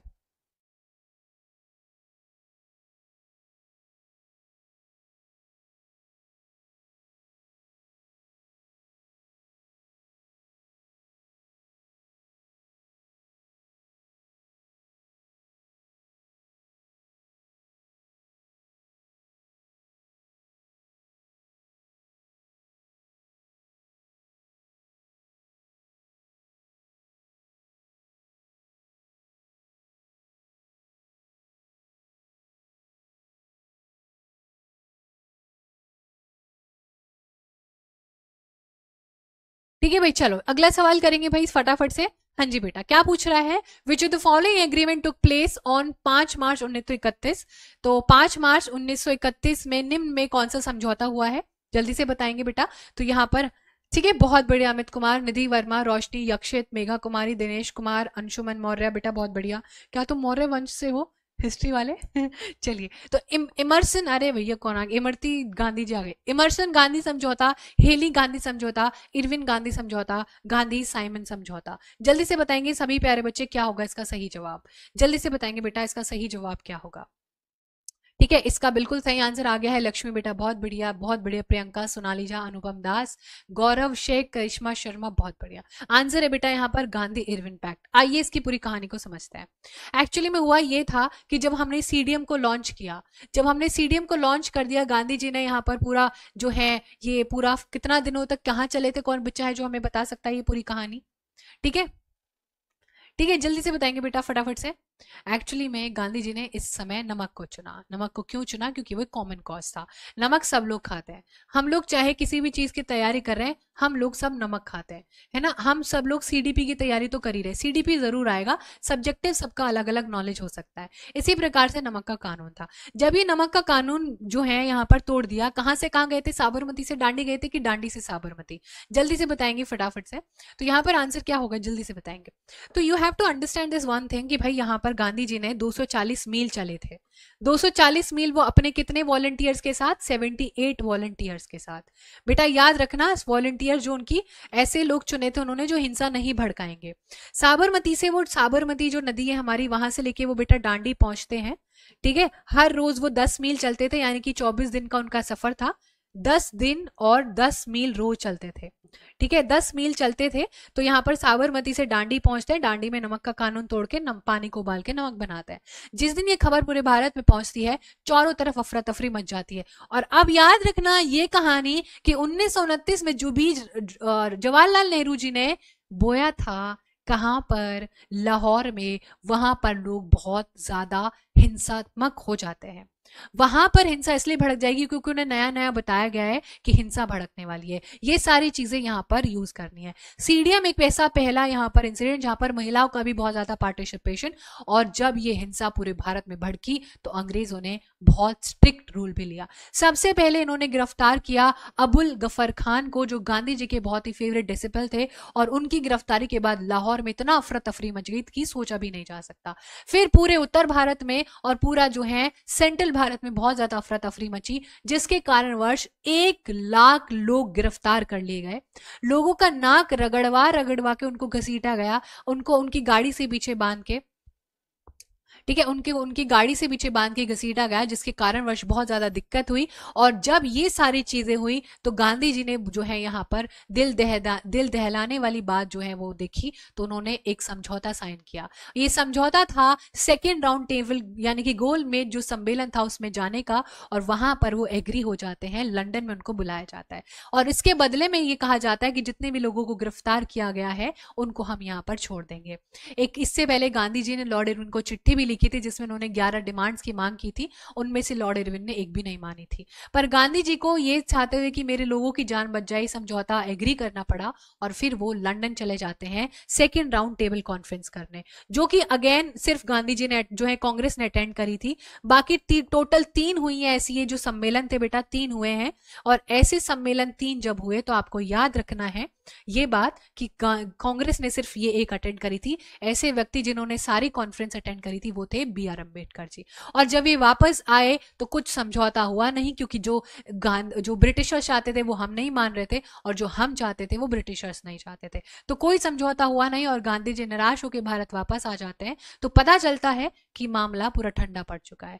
ठीक है, जितने भी लोग थे अब वो ठंडा पड़ चुके हैं। गांधी जी दोबारा सीडीएम को रीलॉन्च भी करते हैं, बट अब लोग पार्टिसिपेट ही नहीं कर रहे थे, क्योंकि लोगों को लगा कि कुछ तो हो भी नहीं रहा है, बार बार हम जो है सब कोशिश करते हैं और गांधी जी उसको फिर से वापस ले लेते हैं। ठीक है, तो यहाँ पर ये सारी चीजें आप लोगों को देखने को मिलेगी। तो यहाँ पर आप लोगों को ये सारी चीजें देखने को मिलेगी। आज का एक होमवर्क क्वेश्चन दे रहे हैं, इसको अगली क्लास में डिस्कस करेंगे। ठीक है, तो बेटा यहाँ पर आप लोगों के लिए आज का होमवर्क क्वेश्चन है ये। कॉमेंट सेक्शन में 2 होमवर्क दे दिया है, दोनों बताना, फिर यहाँ पर हम इसको अगली क्लास में डिस्कस करेंगे। सीटेट 2021 का सवाल है। ठीक है, चलिए तो यहाँ पर आप लोगों को सारी चीजें देखने को मिलेंगी जो कि आप लोग यहाँ पर देख पा रहे हो। होमवर्क हमने आपको दे दिया, कोई दिक्कत कोई परेशानी जल्दी से बताएंगे, आप लोगों से बात कर लेंगे 1 मिनट फिर चलेंगे। ठीक है, जल्दी से बताओ फटाफट से, कोई दिक्कत कोई परेशानी। अब क्लास होगी बेटा फ्राइडे को, ठीक है, फ्राइडे को क्लास होगी।